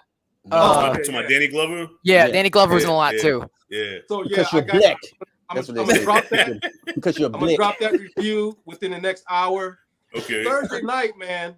And Q, you might appreciate this. A friend of mine invited me to this paranormal circus. You go there, it's like a paranormal activity type joint, but circus, and you sit back and watch. It's like a whole show. I'm gonna go and film some of it. Oh, yes. So doing that. That'll probably drop Thursday night or Friday morning. Nice. So that's about it for me. Next month, beginning of April, I'm going to Bakersfield to start filming the next part of my film that I'm working on now, and then the latter part of April, I'm going to New York to film a big scene for the film. And my birthday's next month in April, and I'm gonna spend it in New York as I'm filming. Nice. That's up. I'm definitely want to see that Roadhouse review, man. I can't believe you never seen Roadhouse. Man, I was glad. It was either that or Scream 6. I'm like, I'm leaning towards Roadhouse. Oh, yeah, Roadhouse. Roadhouse any day. Yeah, all day. Roadhouse any day. All right, so Rodney, what you got coming up, bro? I've still got that thing open for the Oscars where if you put in anybody you want to see win the Oscars, the whole thing's explained where $10 for whatever prediction I get right and $5 for whoever I want to win, who wins. If it's both, it's $20 goes on a Visa gift card. So however much money's on there is how much you get. So put your money. My brother, Rashad knows this, is going for it because he's trying to get my money. So he literally left a comment because he wants to try to get my money. And I got to put out reviews for Scream 6 and 65. And Honest 65 was not as good as I was hoping. Really? Oh, wow. It wasn't bad. It just that Monday, so it wasn't as good as I thought. It wasn't bad. It just wasn't as good. It was like, all right, fair. Yeah, I mean, with that premise, you got Adam Driver with future weapons going to prehistoric times to fight dinosaurs. How could the movie lose? Because honestly, the best way I can put it is all the good stuff is in the trailer. That's pretty much all of it. And there's like a few scenes they didn't do, but the rest of it, it's all in the trailer. It's like, wow. How did that shit? See, this is why I avoid trailers, man. Like, if I watch a trailer nowadays, I just watch a teaser and that's it. I don't need to watch the full trailer because the trailers give away way too much. Literally now, I'll go to like IMDb, click on coming soon, be like, I like the cast, I like the director, looks interesting. I'm watching it. I don't want to see the trailer. I don't want to even see it. Like, did you hear DC has? I'm not gonna tell anyone what it is in case no one's heard about it, but you probably will eventually. DC spoiled something about Shazam: Fury of the Gods. I think I heard about it. Yeah. Because they're DC and DC just does not have balls anymore. But I think I heard about this spoiler. I didn't know what you're talking about. We'll see that. Yeah. So I avoided that trailer as well. Yeah, avoid it. That's why I'm not saying what it is because I know there's some people who don't have it ruined yet, and I don't want them having it ruined. All right, cool. All right, so Q, but you're black. All right, you're what black. Because you're black. Yeah, because you're black. Lethal Weapon is my favorite one. You don't want to go to South Africa because you're black. You are. He is. Free South Africa, you dumb son of a bitch. You dumb son of a bitch. And years later, a pack of niggas. They done some shit. They done some shit. No, the best is when that one guy, I think it's in Lethal Weapon 2, is like, diplomatic immunity. And he's like, consider it revoked. He's like, fuck you, bro. I don't give a shit. Like, that movie's alcohol is true, sir. I'm sorry. Yeah, listen, hey, but Mel said what he said, but look, I still watch Mad Max movies. I still watch Lethal Weapon movies. You know, he ain't the first motherfucker call us niggas. You know, saying. I mean, I'm sure he, Sean Connery. Sitting there like Chevy Chase. He was like, yeah, sure, I was sitting around. I happened to I heard Chevy Chase called Donald Glover the N-word. I read that. Yeah. Well, who did? Chevy Chase. Chevy Chase. Well, he's got tons of issues. What? Yeah, called Donald Glover the N-word. Yeah. Yeah, on set of Community. You're like, damn, that's fucked up. I used to like Chevy Chase. I mean, remember him and Richard Pryor was kicked his ass on Saturday Night Live because he was being racist. Yeah, I heard Bill Murray's about kick his ass too a couple of times. Yeah, because they did a skit where they were trading racial insults to each other. So Chevy Chase called him a spear chucker. He says honky. I remember that skit. Yeah. Mm-hmm. He said tar baby. Beckerwood. Yeah, I remember that. Yeah. Then he says nigger, dead honky. You're like, yeah. That's a classic skit. The Richard Pryor show was classic, man. Yeah. And then honestly, with Sean Connery, those people were like, he said so many bad, like he was like, just slap a woman around a little bit, and also there's niggers. It's like Sean Connery, you always saying bad shit. Like stop talking, Sean Connery. But you know what? I'd rather you be transparent and say what you feel than to act like you cool with me and then behind my back, that damn dirty nigger, Oh yeah, no. I'd rather you be transparent with this shit. You know what I'm saying? Be real. That's what he's like. He's like, oh, slap her around. I can't tell you that the consequences are gonna be, but say what you feel. Shit. You don't call me a nigga, say it to my face. Yeah, and see what happens. See what happens. So the Coy's back out of you, bitch. Oh shit! I was thinking about knocking coins out somebody. So I think what got coming up on my channel next, I missed Scream 6, so I got to catch up on that. I wasn't able to get to some movie reviews this week because of family issues. But hopefully getting back tomorrow. Of course, gonna be watching the season finale of Last of Us, so I get back on that. Nice. I got to catch up on that. Scream 6, whatever's coming out next week. Maybe Shazam comes out next week. I know Darnell's probably watching it tonight. So He's got it for Monday. He got it for Monday. I already broke his balls about that. But I said, "What? These motherfuckers come up to you and like, do you make mafia deals with the goddamn movie? I said, man, what the fuck do you do? He's like, well, you know, what I do is I shut out the theater and then they let me see the movie for free. So that's how we do it. Yeah. All right, like, cool. Man, Yeah, I said, this motherfucker here. All watching this. Well, you know, I imitated Darnell in front of him, so he's cool with it, man. I've done his I've imitated him in front of him, you know, so he's okay with it. All right, so so I'm gonna drop everybody's link. Well, I've already dropped the link in the description, y'all. So whoever's watching, the links are in the description. Make sure you subscribe to all their channels. Now, as far as what I got coming up, this morning I just dropped a video for BMF episode 9, which this show's a fucking comedy at this point. BMF has lost his fucking mind. Okay. Only thing I can think about is the origin of Big Meech's name. You know what I'm saying? You had me dying on that review, bro. I said, what the hell? This show done lost his fucking mind. No, Rashad, I gotta tell you something. So, whenever I watch your reviews, I watched one with my brother, and he always tells me if I'm gonna watch a review, wait for him because he wants to see. He always like, no, if you're gonna watch Rashad, you gotta wait for me tonight. We're gonna watch it together. He was just like, oh, rewind that part. He's like, oh, rewind that. That was funny, man. He's like, you and what's his face? What's his name? Flickinger. You're the only two that he wants me to always wait to watch your reviews for. He's like, he loves you too. That's an honor, man. Yeah, that's a big name, man. So I appreciate that. Oh, he loves you. Yeah, I just be going off the top of the dome, man. I watch something, just get in front of the camera and just go. You know. But that's why I love it because I do not like people. Like I'm not saying it's bad. It's up to you if you want it. But I'm not a big fan of people who look like. Does everyone here know who Chris Stuckman is? Right? Yeah. I used to be a big Chris Stuckman fan. I'm a little less of one now because he's just so scripted now and just like ba ba ba ba ba ba ba ba. I'm like. Yeah, and like here's his laugh, cut laugh. Yeah, and he's just like, what the fuck is going on? And he just sits in a chair. Let's face it, man. Us together are some of the most realest people on YouTube. That's why we fuck with each other. Let's be honest. For real. I mean, I don't mind doing collabs and everything. I do it with anybody, but man, but when it comes to like family, we talk the way we do. We share the same likeness about everything, viewpoints in life.